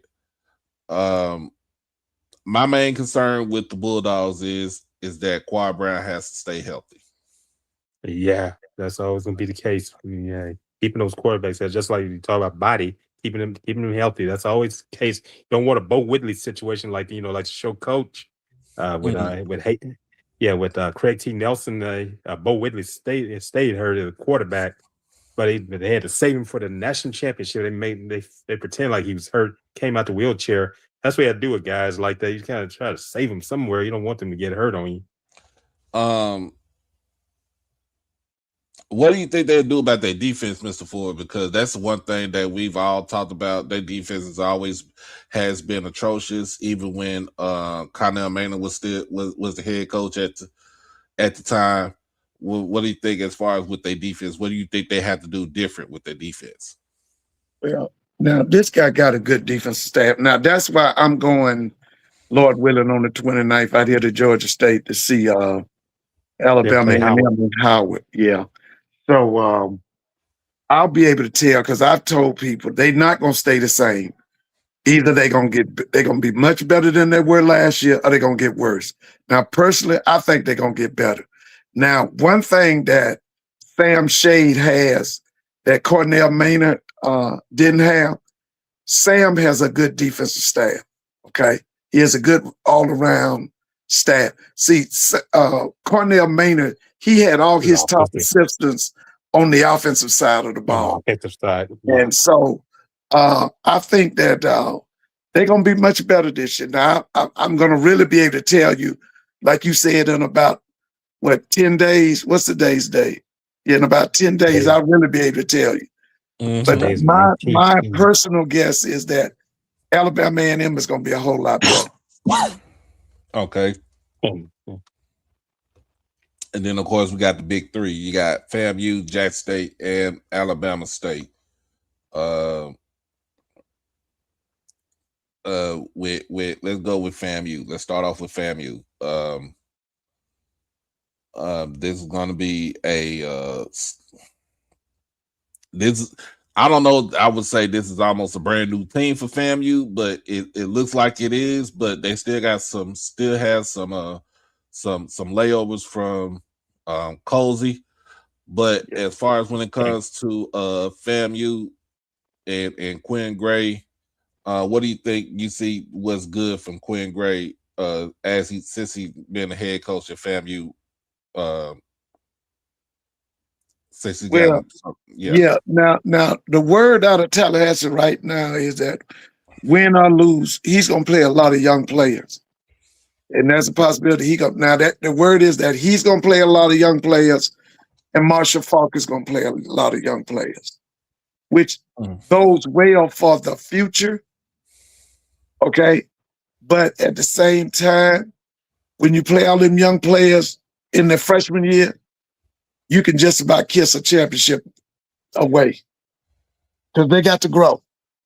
And from what I'm hearing, Quinn Gray is going to play freshman, and so is Marshall Faulk. Now, really, I'm hearing that your people at Jackson State going to play some young players too. Mm-hmm. Yeah, that they're going to play some young players. Yeah. So,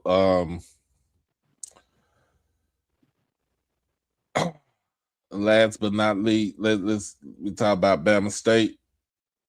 Main thing, Andrew Body got to stay healthy. If he can stay healthy for this whole season, how many games you think Alabama State can win this year? Listen, man, you call it the big three, I call it the big two. Cause this East gonna come down to Jackson State and Bama State. And right now so there are too. a lot of people who lean into an Alabama State because of Andrew Body, and the magic he brings. Cause like I've been telling people, I know that Marshall gonna bring them boys up here from Baton Rouge, but my personal feeling is that Body gonna clown, man. Body gonna throw for 300 or 400 yards. He gonna clown on them. He is gonna clown on them, bro. He is. And I would doubt if this game is not a blowout. I think it's gonna be a blowout. I think that right now, Alabama State is just too far ahead of Southern. And then they in Birmingham, that's like a home stadium. Yeah. Now I know that Southern's gonna bring a crowd. I'm not saying that. Southern is gonna bring a crowd. But you coming, I mean, Montgomery is their home, but so is Birmingham. Birmingham is like, 1B. Yeah. Mm-hmm. Hey man, you got Swack and the Fool in there, man. What's going on, G? Is that G? Is that G? Yes, sir. What's up, G? What's up, man? G, what's up, my man? What's up, boy? Louisiana in the house. Yeah. Oh, G. Yeah. I see G's at G's school, legendary coach there. I think they had his funeral yesterday. Nolan Gill. He coached Ted White and the Northern Brothers and the Randall Brothers. Yeah, Nolan Gill, longtime coach at Glen Oaks High School in Baton Rouge. He passed away at the age of 74. I think they had his funeral yesterday. Oh, okay. Yeah. Yes. Yeah, a lot of them guys you just called out with some players, man. I love Ted White. All those guys. I remember when Northern played, the one that played safety for Southern. I remember him. Yeah, that's my era, man. I'm a long age with those guys, man. Oh, And, yeah. Eric and Eric Gabe went to LSU, right? Gabe played at LSU. Yeah, he played at LSU. And Eric Randall was Pete Richardson's first quarterback. Right. That was his first quarterback. And his brother Marcus played at LSU. He's going through that Hail Mary on Kentucky. Oh, yeah, I remember that game. When they doused Guy Morris in that game. They doused him with the Gatorade, thought it was over, and he threw that Hail Mary. That was when Saban was coaching there. Yeah. That was Saban year. Saban was the head coach, yeah. Let's see, man. Look, we talking about, man, we haven't really talked we talked so much about the SWAC football, but there's a team down there in Duval County, Florida, Edward Waters. Oh, they yeah. They said they want to try to take the SIAC this year. Yeah, I think they will. I think they'll take it. I've been hearing that their name has been floating around. You see what kind of president they have. Dr. Zachary facing their president. He's not a stick in the mud president like a lot of these presidents can be when it comes to sports. That man is he's a sports lover. I like Dr. Faison. Mm-hmm. This man get in there on X and he get in there. Oh, yo, you remember Docky? He get in talking. Oh, yo, they talk stuff. They get on. You had a video. You have your audio thing going. Dr. Faison come in and talk some stuff. He's is this the president of the president of the school? Yeah, he just loves sports. Let's talk about. We got really nobody has. You know what though? With SIAC football, nobody really hasn't talked about Benedict and what Ron Dickinson is going to do in his third year. Yeah, Benedict. Yeah, he won a playoff game last year, didn't he? He won a playoff game last year. Yeah, Wingate they beat. Yeah, they came back and beat Wingate with that lateral. Yeah. Because they won the playoff game, they went 10-3, so they were second in the conference. I didn't know how they were going to look at post Chennis Berry, and they showed they can still play. I mean, when you got Ron Dickerson, he came in. He came in. I wouldn't say he came in late, but we knew that it was going to be a development year, that first year, and then last season, what we saw last season was pretty much, I think, what you're going to see this year too. Yeah. But now, when are they skip? When is Benedict and Edwards Waters? When are they scheduled to play? What's the date of that game? Let me see. That game.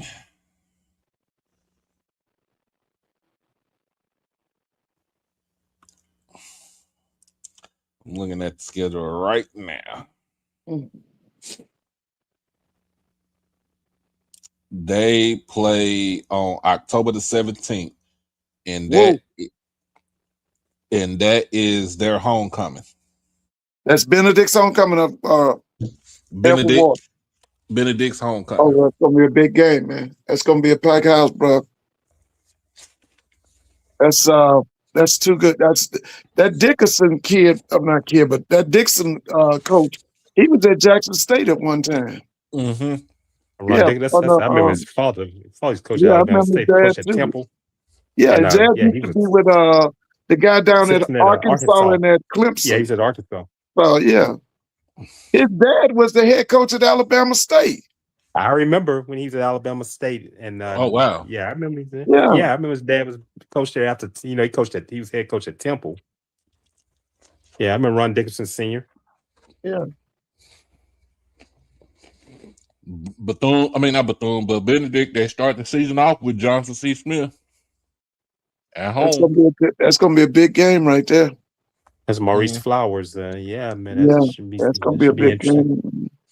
See, them guys right there that you just called out, that Dickerson guy, Brian Jenkins, Maurice Flowers, all of them guys is ready to be promoted either to the MEAC or the SWAC.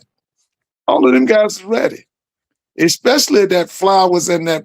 See, you got to remember about Brian Jenkins. Brian Jenkins won 4 MEAC championships when he was at Bethune-Cookman. Oh, yeah, he had some good teams down there. Yeah, I remember Jenkins. Mm-hmm. So let's take a focus. Let's take a shift to the NFL, and then after that, we're gonna be up out of here. Yeah.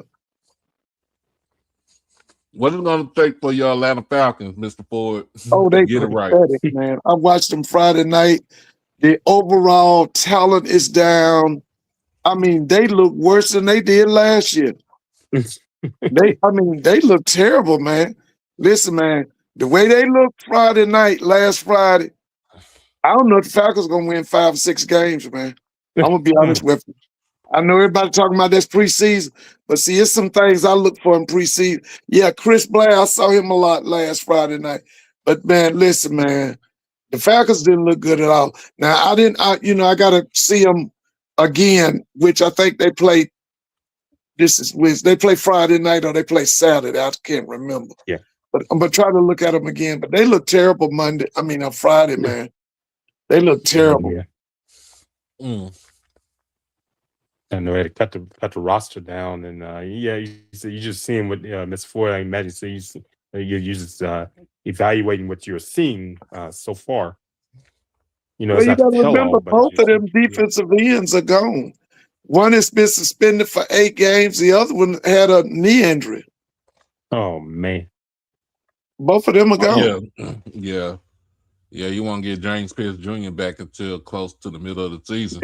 I think they said November 2nd. He come back November 2nd. Man, that's really getting late into the season. But that's his fault right there, going at the recruiting like that. Yeah. Yeah.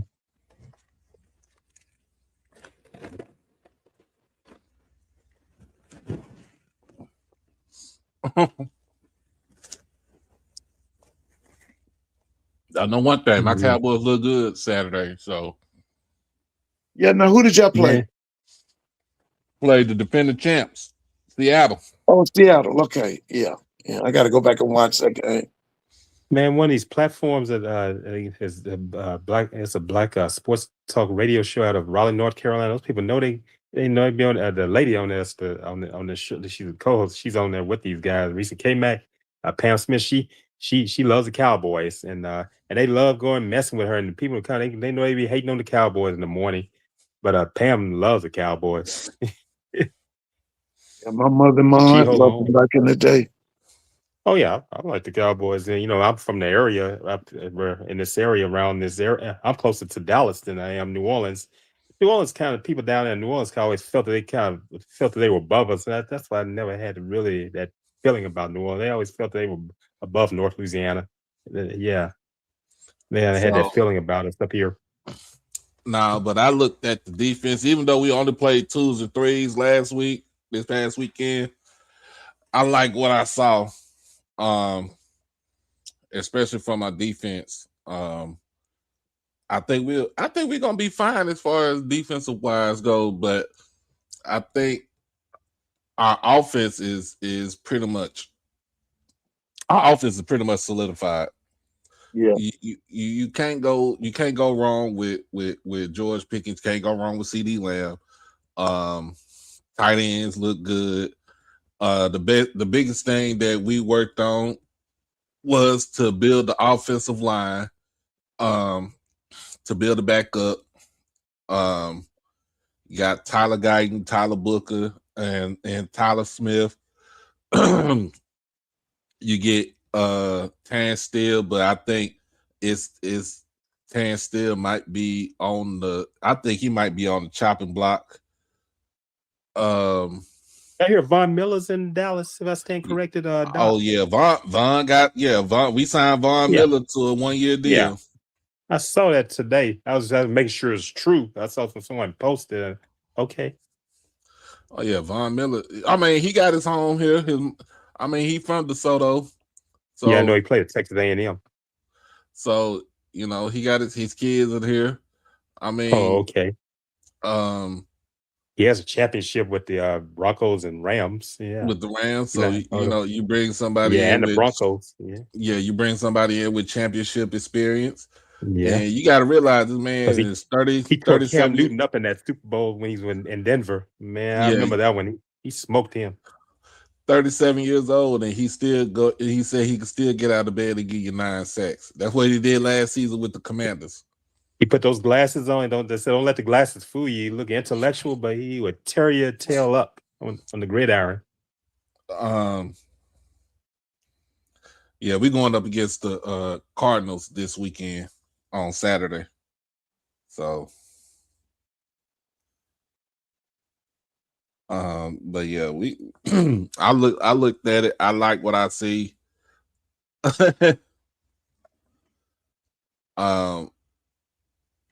I don't too much care for DeSoto. It's gonna be Cedar Hill over here. We taking back that belt line. So that's your rival school, DeSoto. I know Claude Mathis is the head coach there. If I stand corrected.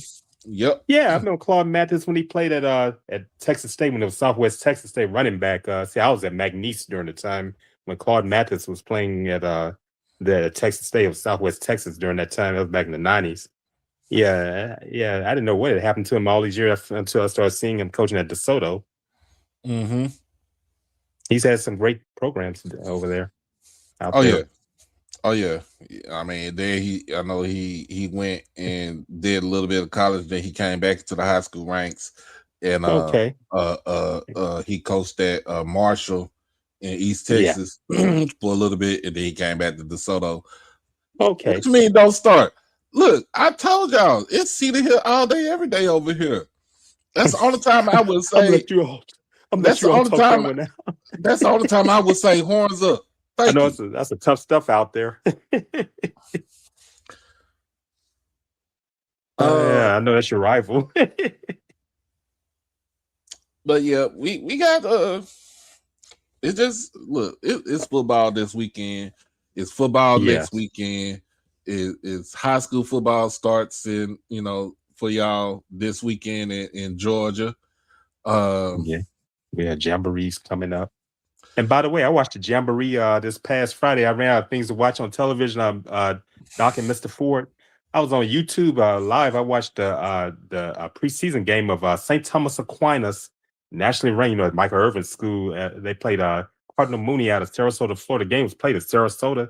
Man, that both teams have highly recruited players. But man, at St. Thomas Aquinas still a machine, man. As always, down in Fort Lauderdale, Florida. Yeah, there's some games that come on this weekend. I just seen it. There was a jamboree. Nah, some of these are regular season games. No, I'm talking about when St. Thomas Aquinas and Cardinal Mooney played. That was just a jamboree game. But I'm talking about, I looked at Aquinas. They still explosive, man. Even that jamboree. Here you go, Mr. Ford. Gainesville, Georgia. Gainesville taking on Buford this weekend. Oh, Buford. Oh, man. Buford will probably blow them out, man. Buford will probably blow them out. I watched a good game at the Dome. I think it was last Thursday. Matter of fact, somebody might be down there tomorrow. But it was Roswell versus school called Walton. I think that's Cobb County, because Roswell is North Fulton. They had some athletes on them teams, and I can tell them kids were recruited, man, because they know them kids down there, they don't live out there in no Roswell. Them kids were recruited. Speaking of Roswell, Mr. Ford, there was a guy, he was a kicker at Grambling back in the 80s. He passed away early this year. He came out of Buford High School. He started out at Alabama State. You probably remember him. He was jersey number one. Yeah. Artishire Noble Hall. That was my best friend, man. Yeah, when did he pass? He passed back. It was a few months back. Noble Hall passed. And yeah, man, I couldn't believe it, man. He get the Grambling games. Yeah, I knew him when I was at Grambling. I knew him. Yeah, Noble. One of the nicest guys you want to meet, man. Yeah, he was from Buford. That's right. He was from Buford. He came by way of Iran because he that's right. Club. Yeah. He became kicker after Jorge Rosales, and that's right. Rosales used to coach him. Rosales used to coach him when I was out there. That was my buddy. Yeah, that was my buddy, and may he rest in peace. But I know he came out of Buford. Yeah. So you said he died when? It was I forgot which month it was. It was this year that he passed away. Yeah, Noble Hall passed. He would have been if he made Grambling games more than the people who live in this area. Oh he added him come here and we had like you said, he was I'm trying to think, what was his coach's name at Alabama State? George James. Was it George James that was there? That's right. That was his coach. Because he said when Coach James got terminated. He said he went to Grambling. He said he transferred to Grambling. He said Coach Rob. Coach Rob saw him. He came in and he was interested in going and coming to Grambling. And Coach Rob said, "Yeah, I remember you when you were kicking. Said you had to sit out a season because Rosales was still there. And he after Rosales left, he became the kicker. Man, that man was kicking 50-some yards. I saw him kicking at Superdome in practice in this Bayou Classic. He had quite a fight. He was the MVP. Yeah." Yeah, I'm trying to think. He was on that team when Rob broke Bear Bryant's record. He was on that team. Yeah, he was on that team. Yeah, he was on that team. He was on there with Sean Smith was on that team. Sean Smith, that's a Big Bird's brother. That's right. Sean was on that team. Yeah. Oh yeah. Robert Smith. Yeah, Robert Smith's brother. Robert Big Bird Smith's brother. Sean. I've met they Sean. were from Opelousas, Louisiana. No, that's where they Bogalusa. Bogalusa. That's right. They're from Bogalusa. That's right. They're from Bogalusa. Because Sean could have went anywhere. Yeah, he was a heck of a defensive lineman. Coach Rob had what they call it. They call it trees of terror. They had those that was tough Big Bird. That wasn't Sean them. That was Big Bird in them. Big Bird, Robert Barker. Yeah, they were the treat. That was 1980. 1980. That was that team that played against Boise State. Boise State. They were the Trees of Terror. And they're the coach of the Trees of Terror. The defensive line coach was my father's roommate. He's passed on. Ernest Sterling. Call him Monster. Man, he called him what they called him. He had a nickname. Monster. That's what they called him. That was my dad's roommate. Oh man, his roommate. Of the assistants, he was my favorite. He was my favorite of all the assistants. Yeah, because my dad was in the band and Coach Sterling was on the football team. Coach Sterling played high school ball on Southern's campus at Southern Lab. That's where he played. Okay, And okay. yeah, he played at Grambling. He Yeah. went to the Dallas Cowboys. Yeah, he played with the Cowboys. He He sure went to the did. Dad said Cowboys. when he Yeah. he Oh he yeah. said when he signed, he said he treated them to a meal. He said he went over Yeah. to Ruston for a meal. He was it was on him, and he wanted to treat them to a meal, and he said they had a nice time. They were in school during the time. Yeah. He had signed the Cowboys. Yeah, he was an Yeah. outstanding coach too, man. Oh, great! And he was a great person too. He's Yeah. missed, and he was a great person. Dad would go by and visit him, and yeah. What you know about He had moved to Creekside, Dallas. Mr. Ford? He had moved to Listen, Dallas. they expecting Creekside to win the state again. They get some athletes out there. That's where that kid. You remember the kid y'all had at Jackson that Oh went yeah, to Travis. What- Yeah, Travis Terrell. Yeah, Travis Terrell. that's his school. That's his school. He was from Oh, okay. Creekside. That's That's a bad boy. South I Fulton. love that brother. That's South Fulton. Travis But Terrell. they expected them to win the state again. Hmm. Yeah. Yeah, Yeah, they got a game this weekend. Who are they playing? Who are they playing? I just seen it. They are playing Clay Chalkville from Oh yeah, that's in Alabama. Yeah. Oh, they tough too now. Now a lot of they boys go to Alabama State. Oh, okay. Oh, okay. Yeah, they go to Alabama State. They tough, man. Clay Chalkville, they tough. That's gonna be a good game. Now, where's that game? Is that in Alabama? That's here. That is going to be in Georgia. Oh, that's gonna be okay. Listen, they tough too, man. Clay Chalkville, they tough. Have some good teams out of Georgia. Just like we talk about Texas and Florida and all those and my state, Louisiana. I'd put it in there. There's some talented athletes in this region of the country. Well, let me just say this, man. We used to have a thing called the Georgia-Florida game. Listen, man, Yeah. we couldn't deal with them Florida boys. I'll be honest with you. We could not deal with them Florida boys, man. We used to play that game every year up here at the Dome. We could not deal. One of them guys was, remember Anquan Bolden? Anquan Bolden, Florida State. Yeah. That's right. But let me tell you, he was a quarterback. Right. He was a quarterback. That's right. And let me tell you something, man. We could not. Hey, listen. We are behind Florida now. I don't want to get it twisted. Let's be truthful. When we would play them Georgia-Florida games, it was all Florida. Yeah. And I see those guys that be on those teams at Florida that I look at those guys and they get to run. You see that hair like the way Doc's hair look. Those Joes, they going full throttle. They go full throttle with all that. You see that hair going up and down, man. Doc. Man, I'm like that. Like you wearing your hair, man. They were fast as grease lightning, man. It was hard. Let me tell you something. In 1985, we had the Georgia-Florida game. Deion Sanders was in it, but Deion wasn't the star. The star was a boy named Sammy Smith. Sammy Smith, he played at Florida State. That's right. He and Deion ran on the track team together. But Sammy got caught up in the drug world and went to prison. He sure did. Yeah, he missed prison time. Sammy was faster than Deion. Yeah, I remember Sammy Smith. Yeah, Sammy man. Smith. He played played the Dolphins. He went to the Dolphins. That's right.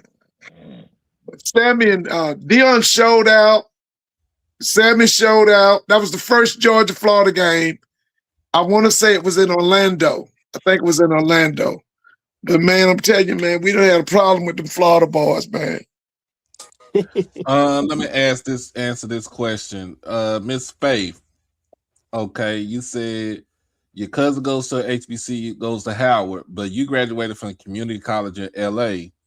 It was an athletic trainer. Do you think that being a community college student or a 4-year student is more beneficial? I think if you really think about it, if you want to bring yourself to a HBCU, I think you should go for it. In community college, you got those courses out the way. You got your courses out the way. Yeah, it's cheap. You got it cheaper. You don't pay high prices. Yeah. And sometimes when you got to think about it, you know, my whole thing is that's sometimes tell those Howard students. Yeah, you're gonna have to get out your bubble. Yeah. Yeah, you have to be realistic about it because look at what happened to Howard. It was unenrolled, and that's what it's saying. Hey, look, that's why University of DC is reaching out. They're the only public institution in Washington D.C. They're saying, hey, look, and Westmore, the governor of Maryland, is reaching out as well and say, hey, come to. They say if you want to go to HBCU, say come to Maryland. Oh, ooh, DeSoto plays St. Thomas Aquinas next Friday. Say, I just watched. Now, Man, where I is that? just talking about Aquinas. Is that in Florida or in Texas? That will be in Florida. Is in Florida? They'll be in Florida. Fort so they're on the Lauderdale? road. Yeah. Yeah, Fort Lauderdale. Man, that's a powerhouse. I watched him in that scrimmage. I watched him. That was there. They were just playing. That was a jamboree. They played Cardinal Mooney. The joker's still explosive as always. You know, they nationally ranked. Of course, you got St. John Bosco taking on Bishop Gorman this week. Bellflower, California. This weekend. Yeah, for Gorman out of Vegas. Yeah, the Gales.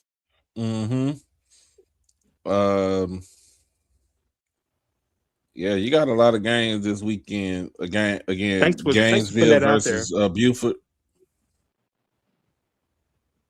Thanks for putting that out there, man. I want to know. I need some games to watch.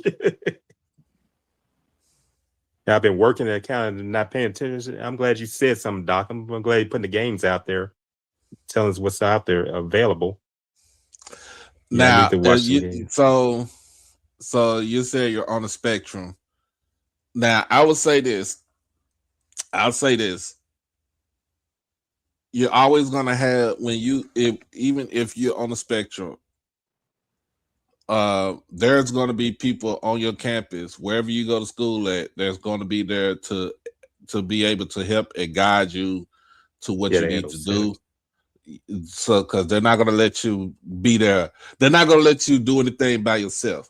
You're always gonna have you're always gonna have that help, especially when doing your classes.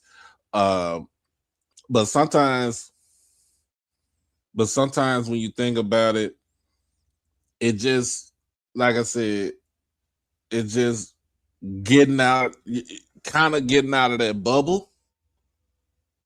And not if you want to go to a HBCU, I say go small, because going big, you don't want to overwhelm yourself.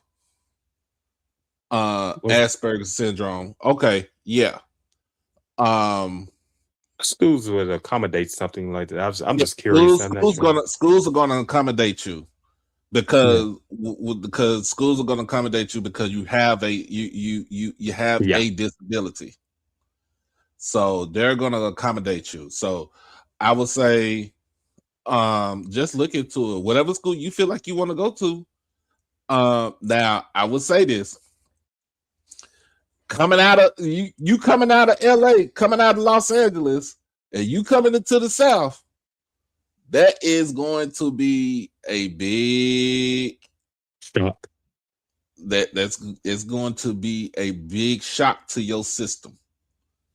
But because you know, hey, we from the South. We we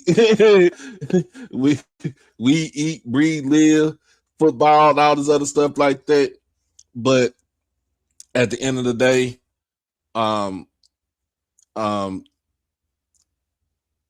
when you come to a HBCU, we treat everybody like family. You're not a number. You got trust me.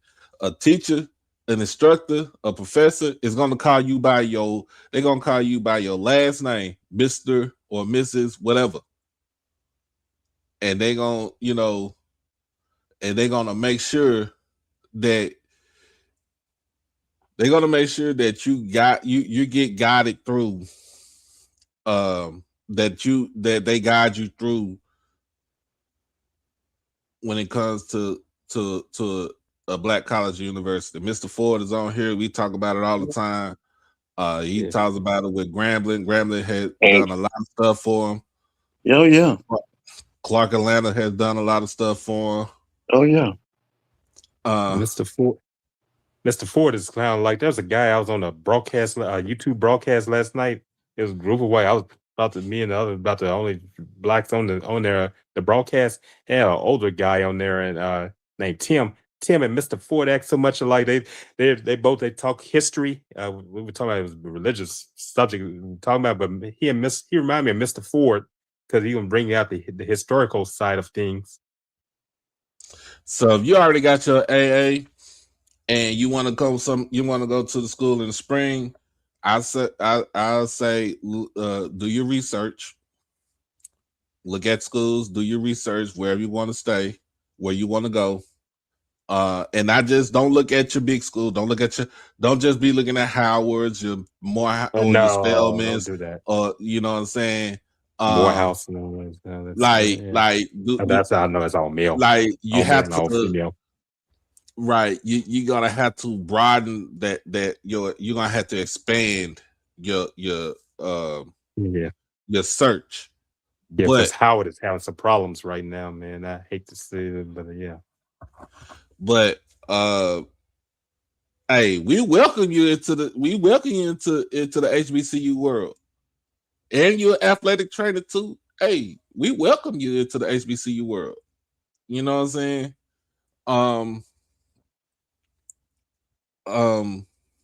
I'm wishing them the best. I'm not taking shots at them or anything. I love Erica and Dr. Kanisha. I wish them the best, but yeah, I have some problems.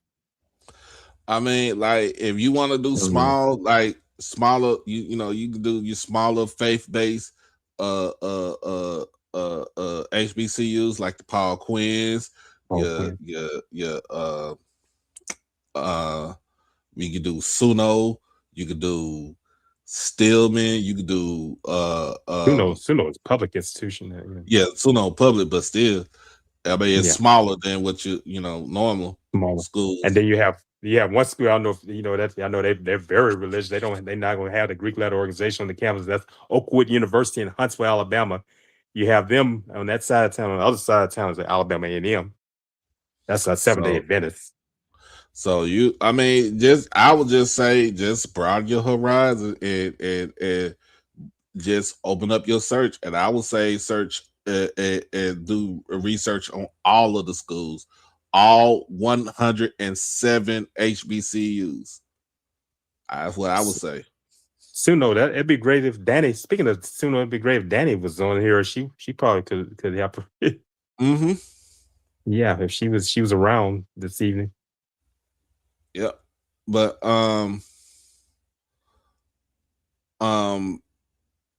yeah, Grambling does have a big West Coast alumni base. Hey. Oh yeah, Grambling. Oh yeah, a lot of them on the West Coast. I'm gonna tell you, Grambling upgraded that campus. That campus has really been upgraded. They have a nice student center there. You go look at that center, you forget you're on Grambling's campus, man. State of art facility.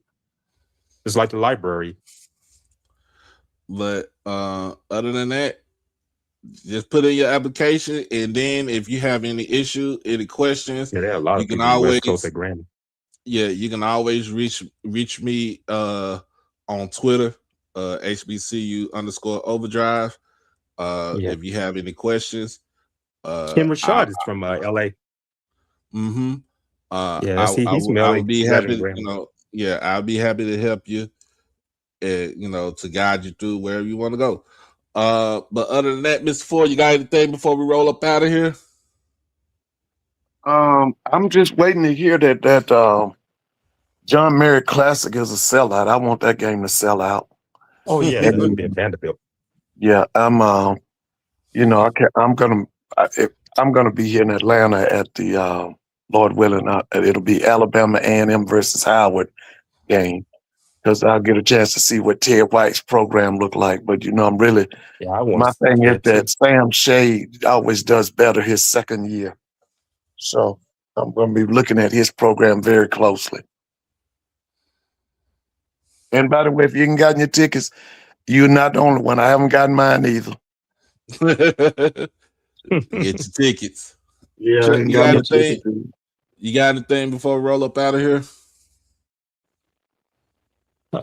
Me? Oh, yeah. I was just saying, I'm looking forward to the season and see how things are going to go. And like we've been talking about Prairie View, it's kind of like we're talking about in the music world, they're talking about these people, you have a hit and say, can you have a follow-up hit? It's kind of, that's why you have these people that say one hit wonders. these recording artists.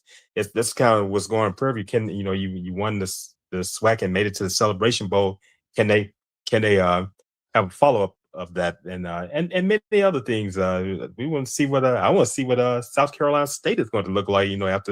After winning the Celebration Bowl, are you going to can this continue? Like I said, it's a situation like I said in the music industry. Can you have a follow up hit after scoring a hit? All right. Of course, with me, I'm about to take my butt to bed because I got to be up early in the morning, 8:00. Yeah, I know you. You got to go to CVS. Yeah, that's my folks. That's our place to get the medicine. Yeah, but I got a lot here.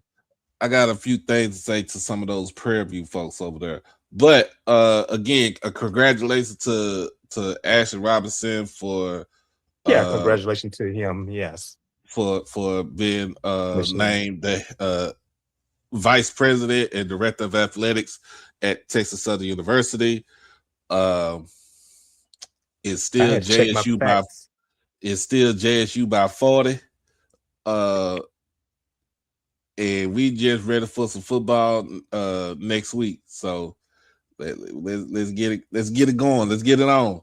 I'll be on tomorrow night with the rest of the crew, with Troy and everybody else tomorrow night on Fat Mouth Sports. And I don't know what we talk about, but I know we're gonna talk about that, a little bit more with that's the funky bunch situation over there. Yeah. You're there with the funky bunch out of Fat Mouth Sports. That's a wild group. I enjoy watching you all. Other than that, we are out of here. Y'all be blessed and y'all be safe. Make sure you check on your loved ones, and y'all be easy. Peace. All right, you all take care. Have a great week. All right.